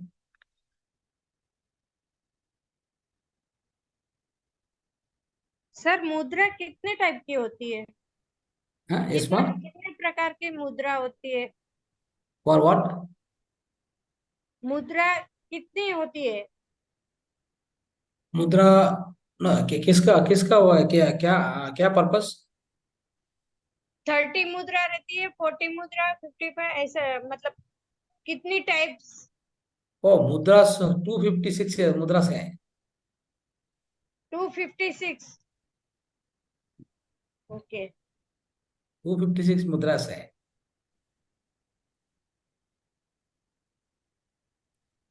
Depend क्या क्या disease है तो एक एक एक disease को एक एक मुद्रा है. अच्छा. सो एक हेल्थ अच्छा करने के, एक हेल्थ खराब होता है तो वो अच्छा करने के बहुत मुद्रा से है. मुद्रा साइंस है, ये साइंस है, ग्रेट साइंस है मैडम. हाँ हाँ. और अपना मुद्रा करेंगे तो 3 मंथ 4 मंथ ऐसा करना चाहिए कोई भी डिसीज के लिए, या कंटिन्यू चालू ही रखना चाहिए? नो नो नो, थोड़ा मुद्रा से आज ऑलरेडी ये क्लास में 6 मुद्रा जनरल मुद्रास भी आपको नॉलेज दिया बिगिनिंग को. हाँ. ये पीपीटी को एक बार अगेन पीपीटी को देखो. ये आपका व्हाट्सएप में रहता है. सो उसमें क्या गया, 6 जनरल मुद्रास बोल दिया. 6 general mudra just to maintain the health, maintain the physical health. No disease, you have no disease, but you can just maintain the regular health. For that also I taught mudras. 6 mudras है. ज्ञान मुद्रा, पृथ्वी मुद्रा, वायु मुद्रा, वो तरफ अपान मुद्रा, शून्य मुद्रा. दोस्त 6 मुद्रास है, वो फॉलो कर दीजिए. दोस्त मुद्रास, ये अदर मुद्रास है ना, ये सूची मुद्रा, अपान वायु मुद्रा, ऑल दिस मुद्रास है ना. आपको डिसीज क्या डिसीज है तो वो डिसीज के लिए 50 मिनट्स फर्स्ट कर दीजिए एक मुद्रा. उसके बाद वो एक 10 मिनट्स प्राण मुद्रा कर दीजिए. कि कितना टाइम करना आपको डिसीज अच्छा करने के until disease is solve, you have to practice the mudra. Once disease is solve, you don't need to do mudra. और अपना दूसरा पिरामिड, सब अलग अलग बेनिफिट रहते हैं क्या? अलग अलग साइज के पिरामिड्स का? हाँ, साइज ज्यादा है तो ज्यादा कॉस्मिक एनर्जी आता है. अलग अलग पर्पसेस को अलग अलग पिरामिड्स पे है. अभी देखो हमारा आइस में साइड प्रॉब्लम है, कोई प्रॉब्लम है, आइस को भी पिरामिड है, नीज को भी पिरामिड है. ये वेस्ट हिप है ना, ये बैक पेन को थोड़ा आता है तो उसको भी सेपरेट पिरामिड्स है. वो तरफ डिफरेंट पिरामिड्स आता है. आपको थोड़ा स्मॉल पिरामिड्स रहता है ना, वो भी वाटर बॉटल में 1 पिरामिड आता है. नया तो ग्रेन्स वेजिटेबल्स उसके ऊपर 1 feet by 1 feet. And you want to hang the pyramid and do meditation for the 2 by 2 pyramid, 2 feet by 2 feet pyramid. Agriculture purpose का डिफरेंट पिरामिड्स है. ये चेयर पिरामिड्स है. चेयर में बैठ सकता है, आवर्स टुगेदर आपको मेडिटेशन प्रैक्टिस करने के कोशिश करता है तो वो पिरामिड लेना. तो बॉम्बे में कहाँ से मिलेगा? बॉम्बे में है. आपको नंबर देता है, नंबर आप मैसेज कर दीजिए, आप नंबर देता है? उसको कांटेक्ट करो. हमारा मास्टर्स है, हमारा सोसाइटी है ना, PSS pyramid spiritual societies movement. उसके साथ हमारा फाउंडेशन महावतार फाउंडेशन. सो ये दोनों मिलके ये काम करता है सभी जगह में. सो मुंबई से हमारा मास्टर्स है, PSSM masters, pyramid spiritual societies masters. So उधर आपको मिलता है. Okay, right. थोड़ा अपना पिरामिड्स का हिंदी में थोड़ा समझा दो ना, अलग अलग पिरामिड्स का. हाँ, अलग अलग पिरामिड्स को. सो अभी इतना इंफॉर्मेशन दिया आपको. एंड वेरी सून दिसंबर 20 को एक हिंदी क्लास भी प्लान कर दी है. प्लान ऑलरेडी कर सकता है, रहता है, प्लान भी ऑलरेडी चलता है अभी। हिंदी क्लास स्टार्ट होता है, Hindi classes for meditators. I mean, all these classes, Hindi classes will be शुरू होता है. So that time we can again join there. But 1st January से full batch रहता है. 1st January से एक month, every month Hindi class भी full भी रहता है. They'll be operated from Delhi and from Bangalore, both. We have masters Delhi and Bangalore. We'll be doing Hindi classes from January 1st. But ये December भी कोशिश करता है ये 10 days को प्रोग्राम, हिंदी प्रोग्राम को रखने के कोशिश करता है अभी. Okay, we are planning it, we will go to do that. Thank you, sir. Thank you. Jai Shri Krishna, sir. जय Shri Krishna. Sir, my question is, while doing the fasting or Ekadashi Vrat, sir, most of the peoples को headache का problem क्यों होता है? Headache, yes, headache will come because why headache will come, you know. So they make sure that they won't, I mean, they have no practice first of all. Secondly, what happened? They don't give proper liquids to the stomach. See what will happen? This acids will be produced, right? See, for Yes, example, sir. you have a habit of eating morning, afternoon, evening. You already had a habitual. You became habitual already. When you became habitual, what happened? At that particular time, your secretions starts. So in the digestion, juices will come. If that the digestion juices goes inside, no, they burn. The acidity will increase that. Because of the acidity, what happens? Headache will come. Okay. Sir, sometimes क्या होता है, नमक ले लो, salt ले लो, तो headache ठीक हो जाता है फिर. No, that's okay. But no, namak kanal, so no need to do all that. But what we supposed to do is, so people, everybody cannot do air fasting. That means without eating any solid food, without drinking liquid food also. I mean, people will not have practice that kind of practice. Better go with the liquid foods. Okay, as I told you, buttermilk, and then water with the lemon water. Okay, sugarcane milk. So like that, you know, keep taking something every 2 hours, 2 hours once. Keep taking so that juices what is produced, no, so they won't give a trouble. They will just mix with water, and then they plus through the through kidney, it goes to the out. Okay, it will be expelled out. Okay, sir. Yeah, that way we practice. Yes. Okay, sir. Okay, right. Yes, sir. Thank you so much, sir. Thank you. Sir. Okay. Jai Shri Krishna, sir. Yes.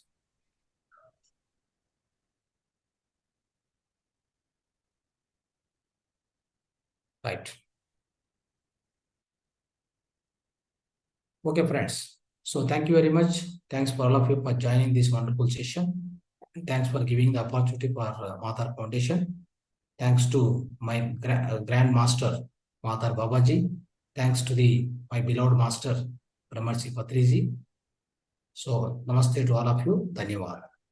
Thank you. Thank you, sir. Good night, sir. Shubh Ratri. Thank you, sir. Subharatri. Thank you. Thank you, sir.